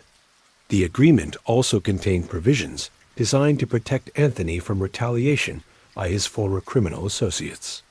He would be housed in special high-security facilities. His identity and location would be kept confidential, and his family members would be provided with protection if necessary. These protections were essential, given Anthony's status as one of the highest-ranking, organized crime figures ever to cooperate with law enforcement. Anthony's decision to become a cooperating witness sent shock waves through the organized crime community and law enforcement agencies alike. Never before had someone of his stature and knowledge agreed to testify against former associates. His cooperation promised to provide insights into the inner workings of organized crime that had never before been available to law enforcement. But it also raised questions about the reliability and motivations of such a violent and manipulative witness. Anthony Casso's cooperation with federal authorities began in earnest in the spring of 1994 when he was transferred to a secure facility where he could be debriefed by teams of FBI agents, federal prosecutors, and other investigators. Over the course of more than 2 years, he participated in hundreds of hours of interviews that covered every aspect of his criminal career and revealed details about organized crime that had never before been disclosed to law enforcement. The scope of Anthony's knowledge was extraordinary, reflecting his position at the highest levels of organized crime for more than 2 decades.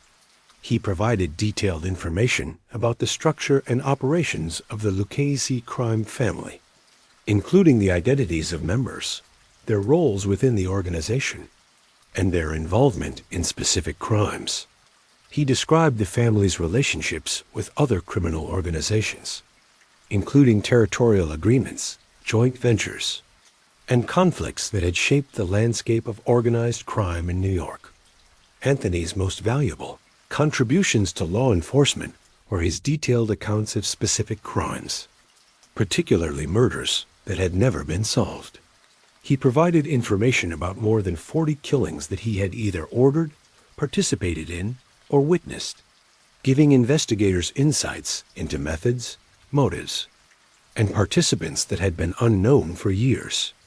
His testimony allowed prosecutors to solve numerous cold cases and bring closure to families who had been seeking justice for decades. One of Anthony's most significant revelations concerned the extent of police corruption within the New York Police Department.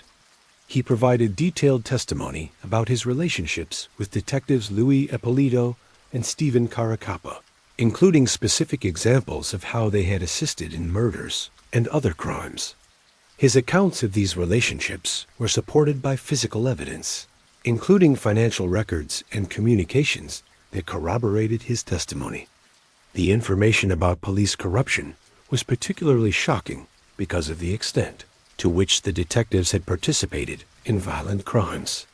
According to Anthony's testimony, Ippolito and Caracappa had not simply provided information in exchange for money. They had actively participated in planning and executing murders, using their law enforcement credentials to locate victims and cover up evidence. This level of corruption was unprecedented in the history of American law enforcement. Anthony's testimony also revealed the sophisticated methods that organized crime families used to corrupt government officials at all levels. He described elaborate systems for identifying vulnerable officials, gathering compromising information about them, and using this leverage to ensure their cooperation. He provided details about judges who had been bribed to fix cases, prosecutors who had provided advanced warning of investigations, and federal agents who had sold information to criminal organizations. The financial scope of organized crime activities that Anthony described was also remarkable. He provided detailed information about criminal enterprises that had generated hundreds of millions of dollars in illegal profits, including tax evasion schemes, construction industry rackets, and drug trafficking operations.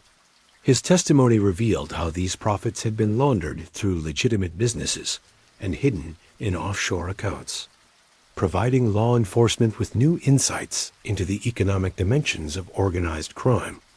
But perhaps most valuable was Anthony's insider knowledge of how organized crime families actually operated on a day-to-day basis. He described the decision-making processes that determined which crimes were committed, the methods used to recruit and train new members, and the systems of discipline and reward that maintained organizational cohesion. This information provided law enforcement with unprecedented insights into the culture and psychology of organized crime. Anthony's cooperation extended beyond simply providing information about past crimes. He also participated in ongoing investigations, wearing recording devices during meetings with former associates and making controlled phone calls that captured incriminating statements. These operations allowed law enforcement to gather real-time evidence about continuing criminal activities and to build cases against criminals who might otherwise have escaped prosecution. The impact of Anthony's cooperation on organized crime prosecutions was immediate and dramatic. Within months of beginning his debriefings, federal prosecutors had filed new charges against dozens of individuals based on information he had provided. Major ongoing investigations were accelerated and expanded as investigators followed leads that Anthony had given them, and several high-profile trials were initiated based primarily on his testimony. But Anthony's cooperation also created significant challenges for prosecutors who had to present his testimony to juries. His background as a violent criminal and his obvious self-interest in cooperating made him a problematic witness whose credibility would be vigorously challenged by defense attorneys. Prosecutors had to find ways to corroborate his testimony through physical evidence, documents, and other witnesses who could verify his accounts. The legal system's reliance on cooperating witnesses like Anthony also raised broader questions about the ethics and effectiveness of using criminals to prosecute other criminals. Critics argued that offering reduced sentences to violent offenders in exchange for testimony created perverse incentives and potentially compromised the integrity of the judicial process. Supporters countered that cooperation agreements were essential tools for penetrating secretive criminal organizations that would otherwise be impossible to prosecute. The relationship between Anthony Casso and federal law enforcement, which had begun with such promise for both sides, began to deteriorate almost from the moment his cooperation started. The problems arose from Anthony's fundamental inability to abandon the deceptive and manipulative behavior patterns that had defined his entire criminal career. Even as he was providing valuable information to prosecutors, he was also lying, exaggerating, and attempting to manipulate the cooperation process for his own benefit. The first signs of trouble emerged during Anthony's early debriefing sessions when investigators began to notice inconsistencies in his accounts of various crimes and events. When confronted with these discrepancies, Anthony would typically provide explanations that seemed plausible, but often turned out to contain additional inaccuracies. His tendency to embellish stories and minimize his own role in criminal activities made it increasingly difficult for investigators to determine which parts of his testimony were reliable. More seriously, investigators discovered that Anthony was continuing to direct criminal activities from prison, using his cooperation status and the relative freedom it provided to communicate with associates who were still active in organized crime. He was passing information about ongoing investigations to former criminal partners, warning them about law enforcement activities that might threaten their operations. This conduct was a direct violation of his cooperation agreement and demonstrated his commitment to assisting law enforcement was less than complete. Anthony's most serious breach of his cooperation agreement involved his attempts to order the murder of witnesses who might testify against him in ongoing criminal cases. Despite being in federal custody and supposedly cooperating with law enforcement, he used intermediaries to contact associates on the outside and arrange for the elimination of people whose testimony could be damaging to his interests. These murder plots were discovered by investigators who were monitoring his communications, providing definitive proof that his cooperation was fraudulent. The discovery of Anthony's continued criminal activities created a crisis for federal prosecutors who had been relying on his testimony in numerous high-profile cases. They were forced to reassess the reliability of all the information he had provided and to determine whether his lies and manipulations had compromised ongoing investigations and prosecutions. In many instances, they discovered that his testimony contained significant fabrications that could not be supported by physical evidence or corroborating witnesses. One of the most problematic aspects of Anthony's testimony involved his claims about the extent of police corruption within the NYPD, while his basic allegations about detectives Ippolito and Capo were supported by evidence. He also made numerous unsubstantiated claims about other officers who he alleged had been corrupted by organized crime. These false accusations threatened to damage the reputations of innocent police officers and potentially compromise legitimate law enforcement operations. Anthony's fabrications extended to his accounts of specific murders and other violent crimes. Investigators discovered that he had exaggerated his role in some killings, completely fabricated his involvement in others, and provided false information about the motives and methods behind various crimes. These lies were particularly damaging because they had been used to solve cold cases and bring prosecutions against individuals who might have been wrongly accused based on Anthony's false testimony. The revelation of Anthony's deceptions forced federal prosecutors to take the extraordinary step of publicly repudiating his cooperation and withdrawing him as a witness in pending cases. In a rare public statement, the U.S. Attorney's Office acknowledged that Anthony had violated his cooperation agreement and could no longer be considered a reliable witness. This admission was embarrassing for law enforcement, agencies that had invested enormous resources in his debriefing and had publicized his cooperation as a major breakthrough in the fight against organized crime. The withdrawal of Anthony's cooperation had immediate consequences for numerous ongoing prosecutions. Several major cases that had been built primarily on his testimony had to be dismissed or significantly modified. Defendants who had been facing lengthy prison sentences based on his accounts were able to negotiate more favorable plea agreements, and the broader law enforcement effort against organized crime was set back by the loss of what had been considered one of the most valuable sources of intelligence ever developed. Anthony's reaction to the termination of his cooperation agreement revealed the extent to which he had misunderstood the nature of his relationship with law enforcement. He seemed genuinely surprised that his continued criminal activities and false testimony had been discovered and had resulted in the end of his cooperation. He appeared to believe that he could manipulate federal prosecutors in the same way that he had manipulated associates and rivals throughout his criminal career. The failure of Anthony's cooperation also had personal consequences for him that went beyond the legal implications. The special protections and privileges that he had enjoyed as a cooperating witness were immediately terminated. He was transferred to a maximum security federal prison where he was placed in solitary confinement for his own protection. His hopes for a significantly reduced sentence were destroyed, and he faced the prospect of spending the rest of his life in prison. In the aftermath of his failed cooperation with federal authorities, Anthony Casso was transferred to the administrative maximum facility in Florence, Colorado, commonly known as a DX Florence or Supermax. This facility, which houses the most dangerous federal prisoners in the United States, would become Anthony's final home and the place where he would spend the last decades of his life in almost complete isolation from the outside world. A DX Florence was designed specifically to house prisoners who posed exceptional security risks or who had demonstrated an inability to function safely in less restrictive prison environments.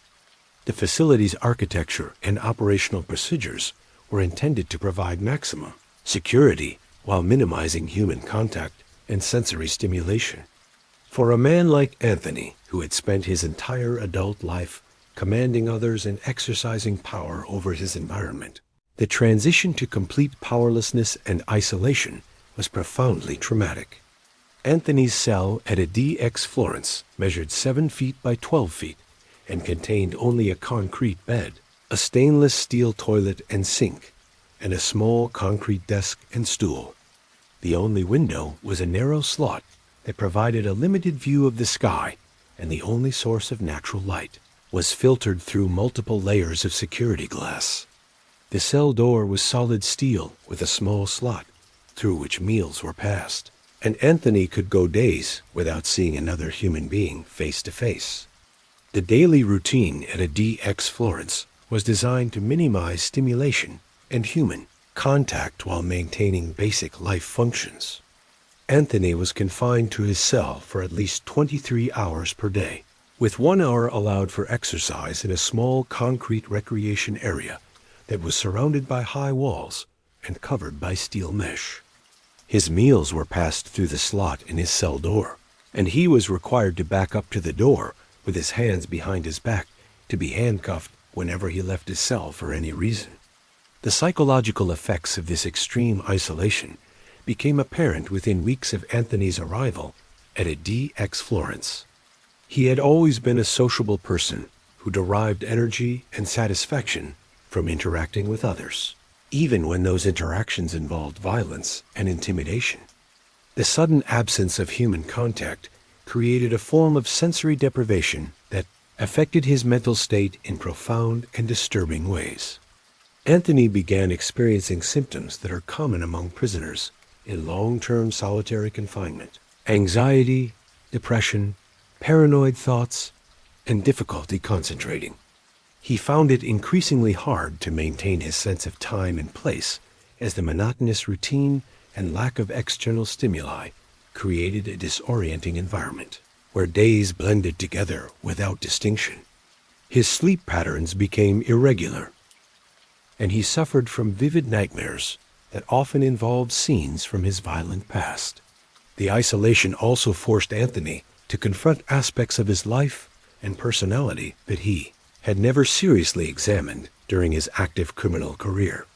Without the constant stimulation of criminal enterprises, violent conflicts, and power struggles, he was left alone with his thoughts and memories. For the first time in decades, he had to face the reality of what he had become and what he had done to others throughout his life. This self-reflection was not entirely voluntary. The extreme conditions of solitary confinement made it impossible to avoid contemplating his past actions and their consequences. Anthony found himself remembering victims he had killed, families he had destroyed, and communities he had terrorized. These memories, which had been suppressed or rationalized during his active criminal career, now returned with vivid clarity and emotional impact. The physical conditions of his confinement also took a severe toll on Anthony's health. The lack of adequate exercise, limited exposure to natural light, and poor air circulation in his cell contributed to a gradual decline in his physical condition. He developed various ailments related to his sedentary lifestyle and the stress of prolonged isolation, including cardiovascular problems, muscle atrophy, and chronic pain. Despite these challenges, Anthony attempted to maintain some structure and purpose in his daily routine. He established a rigorous schedule of exercise within his cell, doing push-ups, sit-ups, and other calisthenics to maintain his physical strength.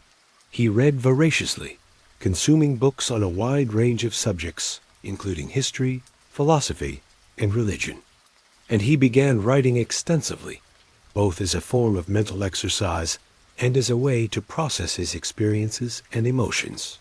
His writing during this period included detailed memoirs of his criminal career, philosophical reflections on the nature of violence and power, and personal letters to family members whom he was no longer allowed to contact directly. These writings revealed a side of Anthony that had rarely been visible during his active criminal career, a thoughtful, articulate person who was capable of genuine introspection and emotional expression.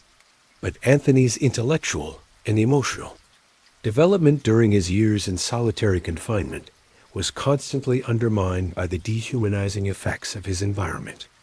The lack of meaningful human contact, the absence of privacy and dignity, and the constant awareness that he would likely die in this cell created a psychological pressure that was difficult to endure.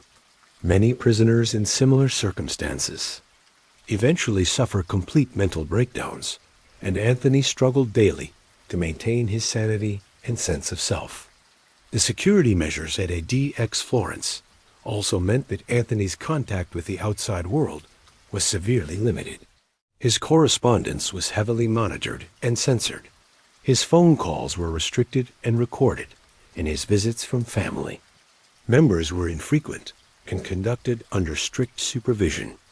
These limitations made it virtually impossible for him to maintain meaningful relationships with people outside the prison or to participate in any way in the lives of his children and grandchildren. The combination of physical confinement, psychological isolation, and social deprivation created conditions that many experts consider a form of torture.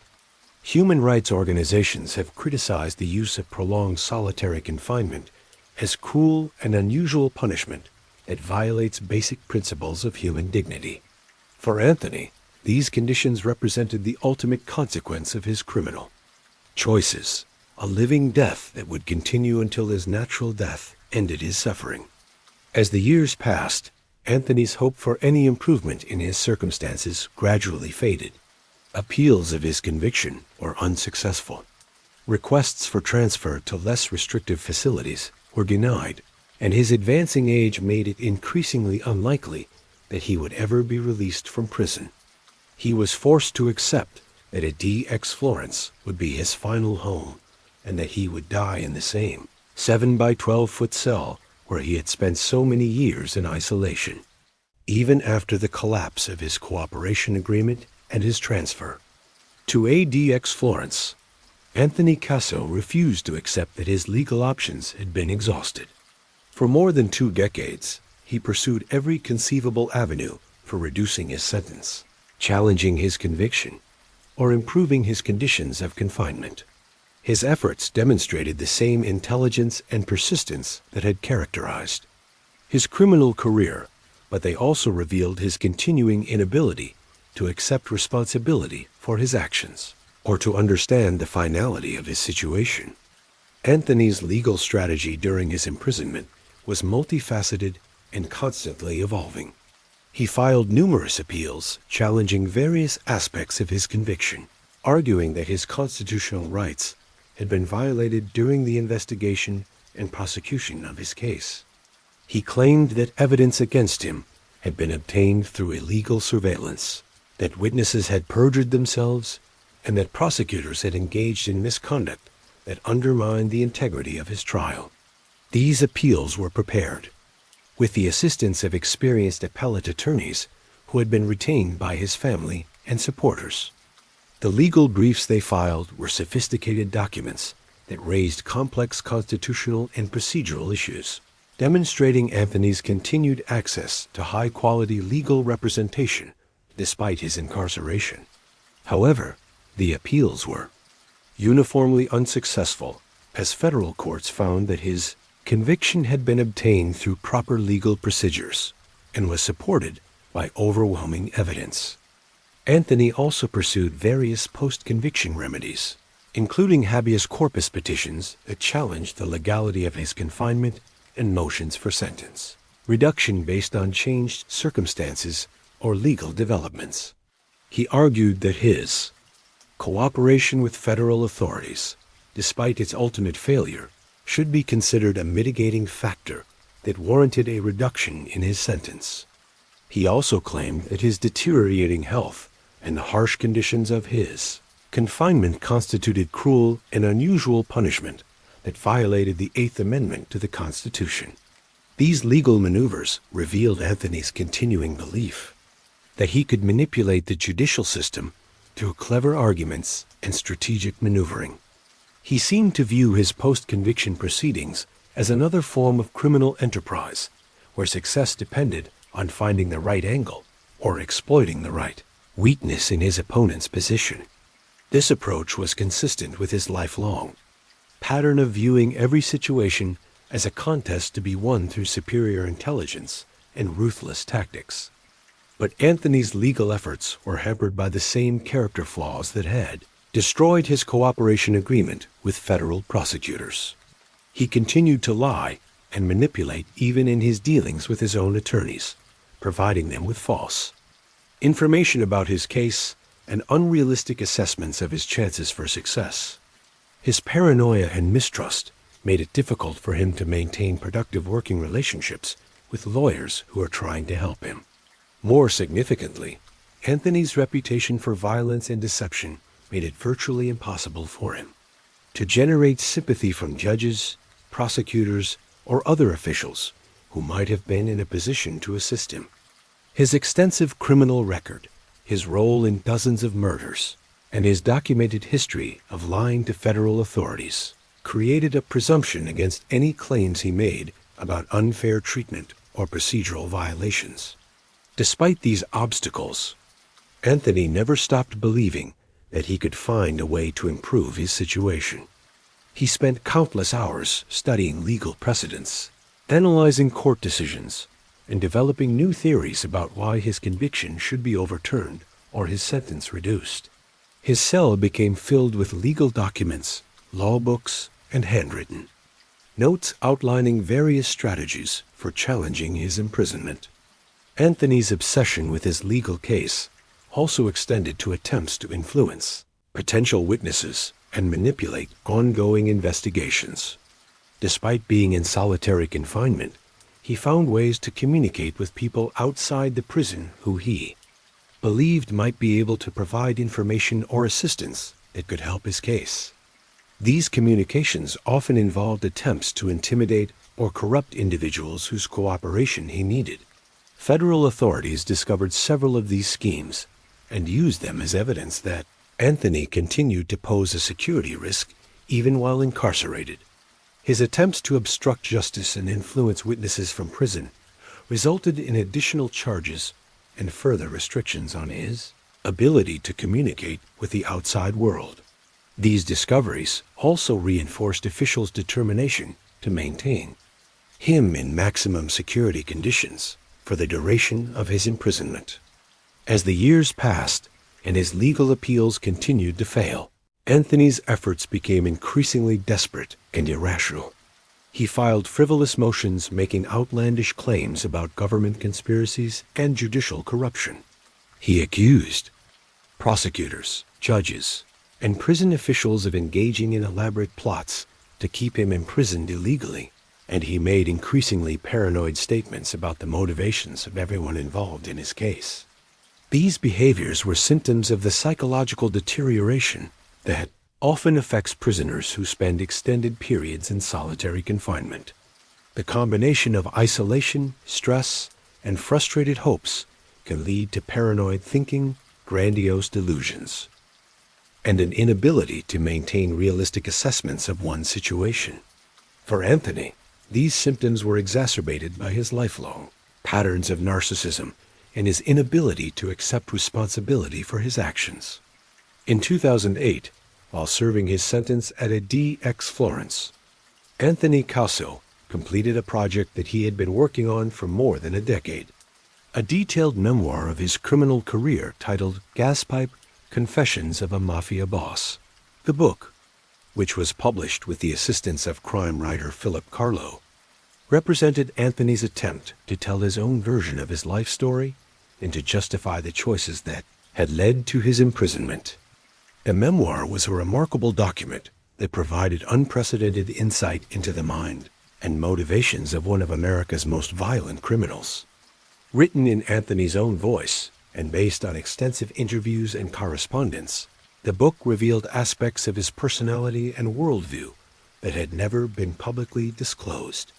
It was both a confession and an attempt at self-justification, a detailed account of his crimes combined with explanations of why he believed his actions had been necessary or justified. The writing process itself had been therapeutic for Anthony, providing him with a structured way to organize his thoughts and memories during the long years of solitary confinement. Working on the memoir gave him a sense of purpose and accomplishment that had been absent from his life since his imprisonment. It also allowed him to maintain some connection to the outside world through his collaboration with Philip Carlo and the eventual publication process. The memoir's content was extensive and detailed, covering Anthony's entire life from his childhood in Brooklyn through his rise in the Lucchese crime family to his eventual cooperation with federal authorities and imprisonment.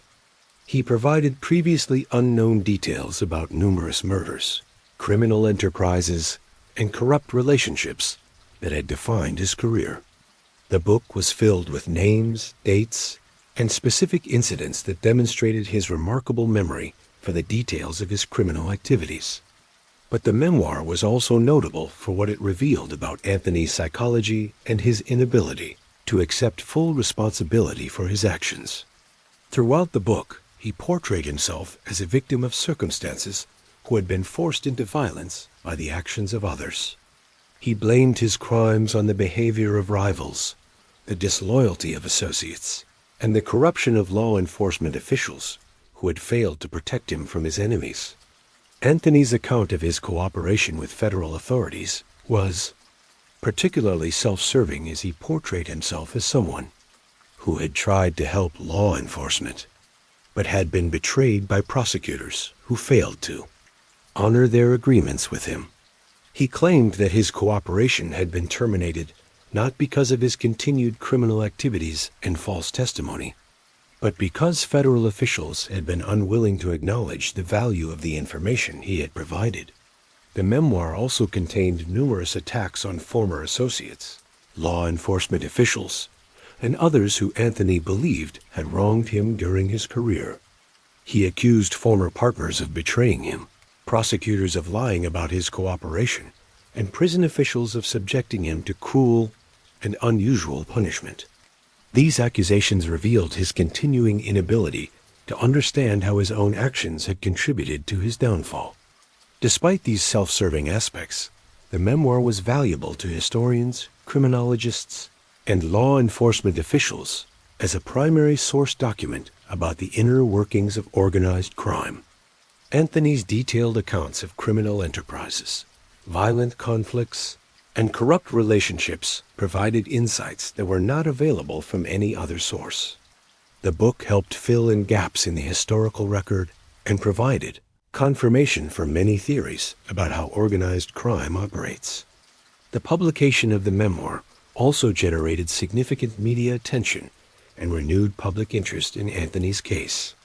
Crime writers, journalists, and documentary filmmakers used the book as source material for articles and programs about organized crime and corruption.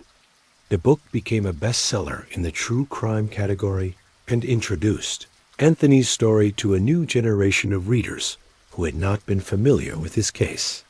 But the memoir's publication also created new problems for Anthony.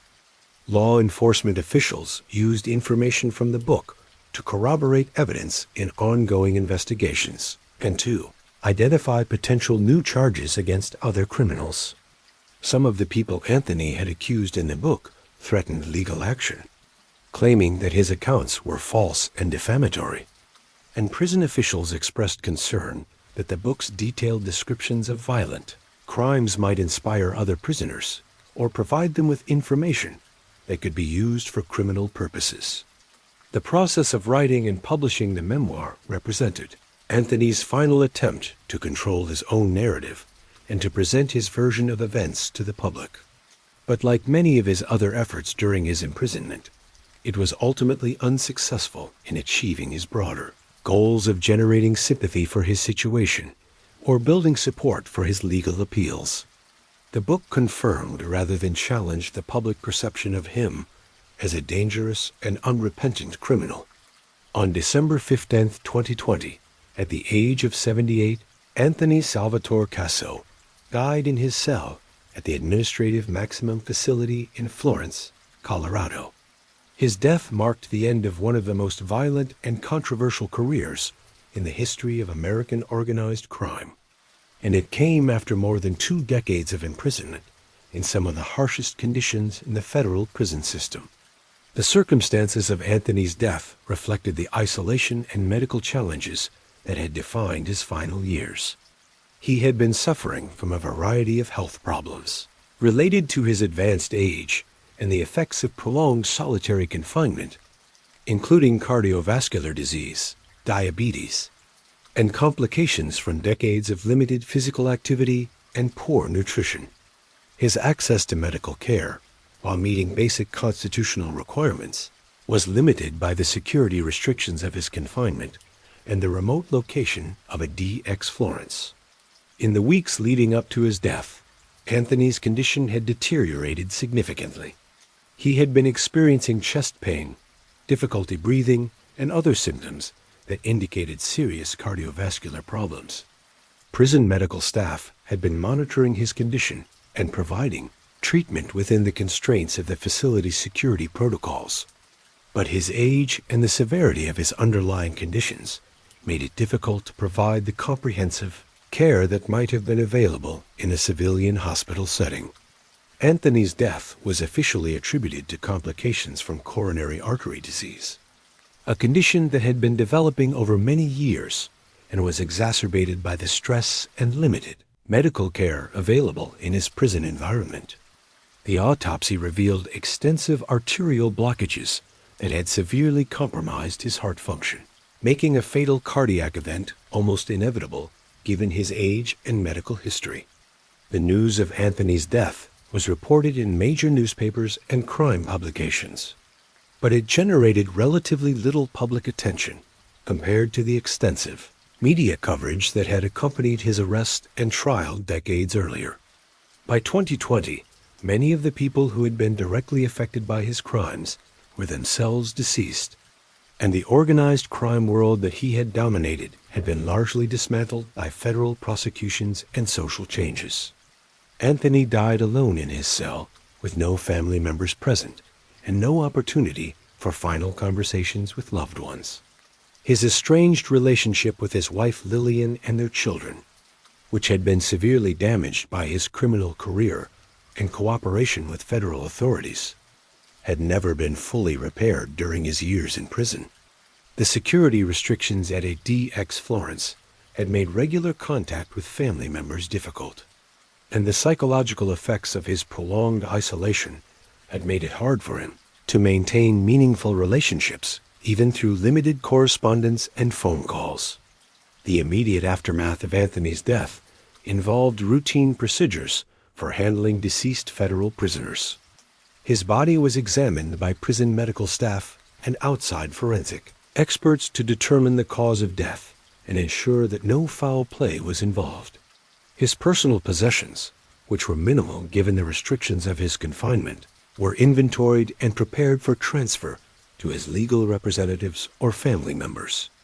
Anthony's funeral arrangements were complicated by his status as a notorious criminal and the security concerns that his name still generated within law enforcement circles. His family chose to hold a small private service rather than risk the media attention and potential security issues that might have accompanied a larger gathering.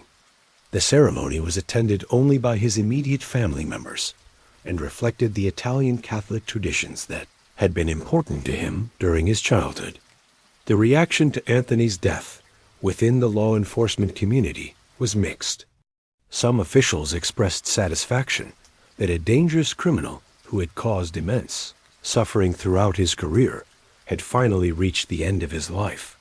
Others noted that his death meant the loss of a potentially valuable source of information about historical crimes and criminal organizations that might never be fully understood without his first-hand knowledge.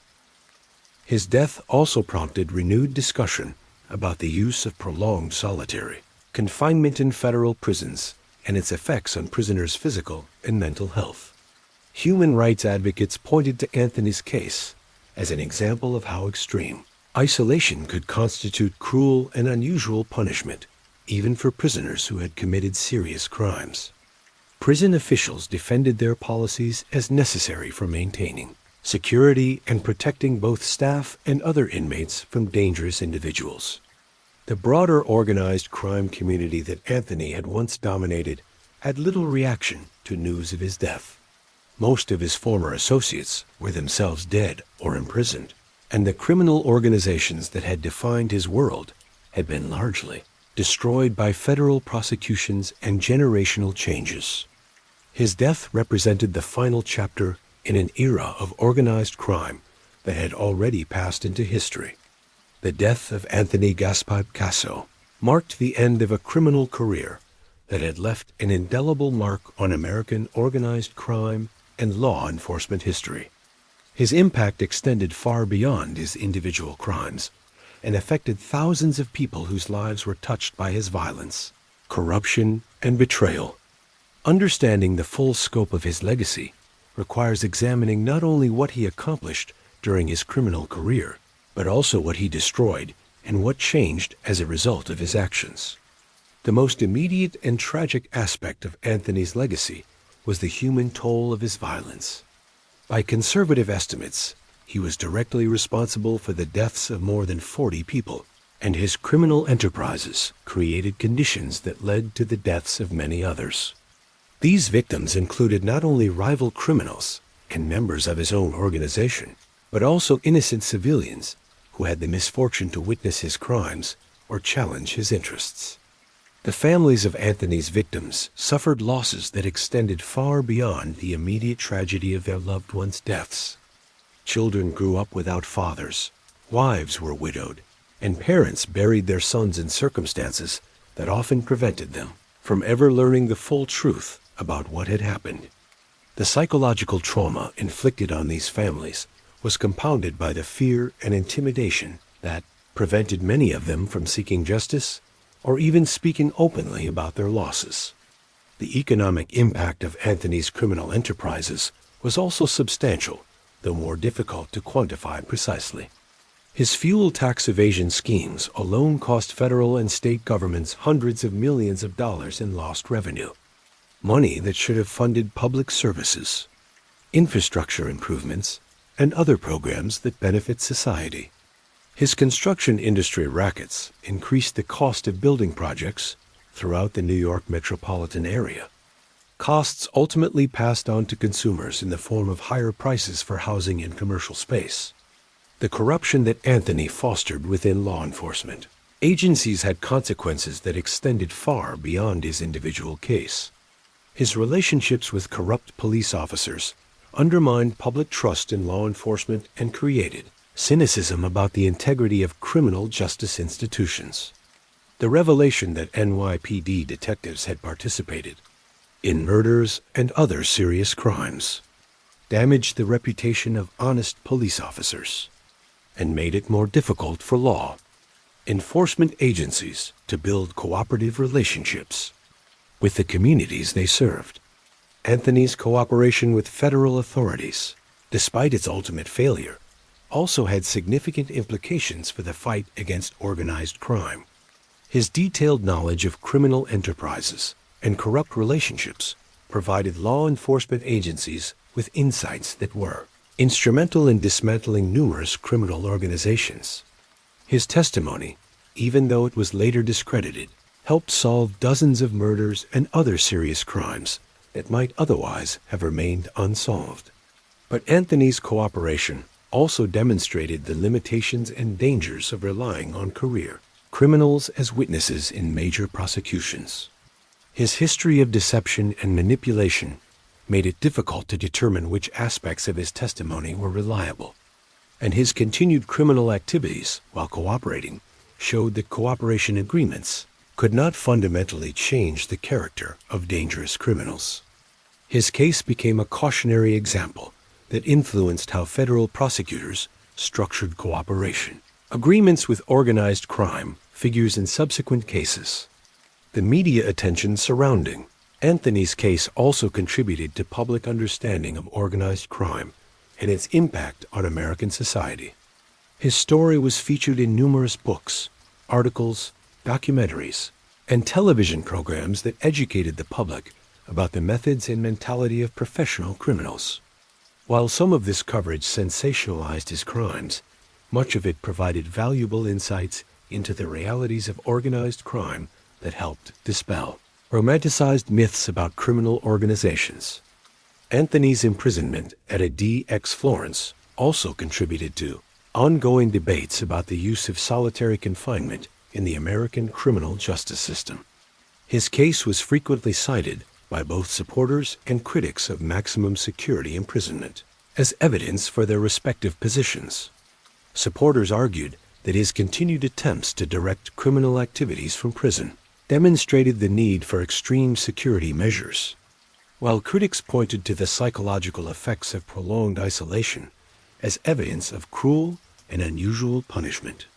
The long-term impact of Anthony's criminal career on the structure of organized crime in America was also significant. His violent methods and willingness to break traditional codes of conduct contributed to the fragmentation and weakening of crime families that had dominated American organized crime for decades. His cooperation with federal authorities, even though it was ultimately unsuccessful, set a precedent that made it easier for other high-ranking criminals to justify their own decisions to cooperate with law enforcement. The neighborhoods and communities where Anthony operated were also permanently changed by his presence and activities. Areas of Brooklyn and Queens that had once been dominated by organized crime became safer and more prosperous as law enforcement agencies dismantled criminal organizations and legitimate businesses moved into areas that had previously been controlled by criminals. The social and economic revitalization of these communities represented one of the few positive outcomes of the destruction that Anthony had caused. Perhaps most importantly, Anthony's story served as a powerful reminder of the consequences of choosing a life of crime and violence. His rise from a Brooklyn street criminal to one of the most powerful figures in organized crime might seem impressive in purely practical terms, but the ultimate outcome of his choices, decades of imprisonment, isolation from family, and death behind bars, demonstrated that criminal success is ultimately illusory and self-destructive. In the end, Anthony Gaspipe Casso's life stands as one of the most instructive cautionary tales in the history of American crime. His story encompasses the full arc of criminal ambition, from the desperate poverty of his childhood to the intoxicating power of his criminal prime to the ultimate degradation of his final years in solitary confinement. It is a story that reveals not only the mechanics of organized crime, but also the psychology of violence and the inevitable consequences of a life devoted to the pursuit of power through brutality and betrayal. Anthony's criminal career spanned more than 4 decades and touched virtually every aspect of organized crime in New York during the late 20th century. He was an innovator who developed new methods of tax evasion and criminal enterprise that generated unprecedented profits. He was a killer who eliminated dozens of people with cold efficiency and tactical precision. He was a corrupter who bought the loyalty of police officers, judges, and other officials who should have been protecting society from people like him. And ultimately, he was a betrayer who violated every code and principle that had guided his rise to power. The transformation of Anthony from a neighborhood bully to the underboss of a major crime family illustrates how individual choices and character flaws can combine with social conditions. and criminal opportunities to create monsters. His willingness to use extreme violence, his inability to trust others, and his conviction that he was smarter and more capable than everyone around him drove him to accumulate power and wealth, but also ensured that his success would be temporary and his downfall would be complete. The failure of Anthony's cooperation with federal authorities represents one of the most dramatic examples of how criminal thinking patterns persist even when circumstances change fundamentally, even when facing life imprisonment or execution, even when offered the opportunity to reduce his punishment significantly. Anthony could not abandon the deception and manipulation that had defined his entire adult life. His inability to tell the truth, even when the truth would have served his interests, demonstrated how deeply criminal behavior patterns had become embedded in his personality. The 27 years that Anthony spent in solitary confinement at a DX Florence were both a punishment for his crimes and a form of living death that gradually stripped away everything that had once made him formidable. The man who had once commanded armies of criminals and controlled enterprises worth hundreds of millions of dollars was reduced to a single individual confined to a 7 by 12-foot cell, dependent on prison guards for his most basic needs, and cut off from meaningful human contact. Yet even in these circumstances, Anthony never completely abandoned his belief that he could somehow manipulate his situation and achieve a better outcome. His endless legal appeals, his attempts to influence witnesses, and his efforts to present himself as a victim of prosecutorial misconduct all demonstrated his continuing inability to accept responsibility for his choices and their consequences. He died as he had lived, scheming, manipulating, and refusing to acknowledge the reality of his situation. The broader implications of Anthony's story extend far beyond the specifics of his individual case. His career coincided with and contributed to a period of unprecedented federal law enforcement success against organized crime in America. The methods that investigators developed to penetrate his criminal enterprises, sophisticated surveillance techniques, cooperation agreements with criminal witnesses, and complex prosecutorial strategies became standard tools in the fight against organized crime and other forms of complex criminal conspiracy. At the same time, Anthony's story reveals the limitations and moral complexities of these law enforcement methods. His cooperation agreement, despite its ultimate failure, required federal authorities to offer reduced punishment to one of the most violent criminals in American history in exchange for his testimony against others. The decision to rely on his testimony, even temporarily, raised questions about whether the pursuit of criminal justice can justify partnerships with individuals who have committed heinous crimes. The communities that suffered under Anthony's reign of terror were eventually able to recover and rebuild, but the scars of his presence remain visible decades after his death. The families of his victims continue to live with their losses.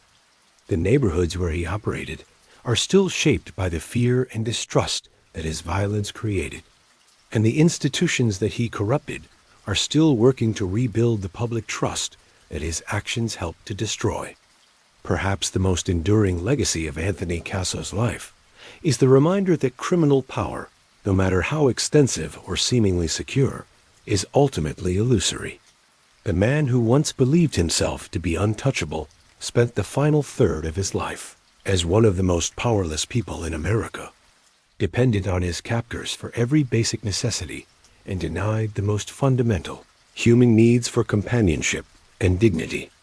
His story demonstrates that the pursuit of power through violence and crime is not only morally wrong, but also practically self-defeating. The children and grandchildren who survived Anthony Casso face the ongoing challenge of living with his legacy. They must find ways to build their own lives and identities while bearing the burden of their connection to one of America's most notorious criminals. Their struggles represent the continuing cost of criminal choices, consequences that extend far beyond the individual who makes them to affect generations of family members who had no role in creating the problems they must now confront.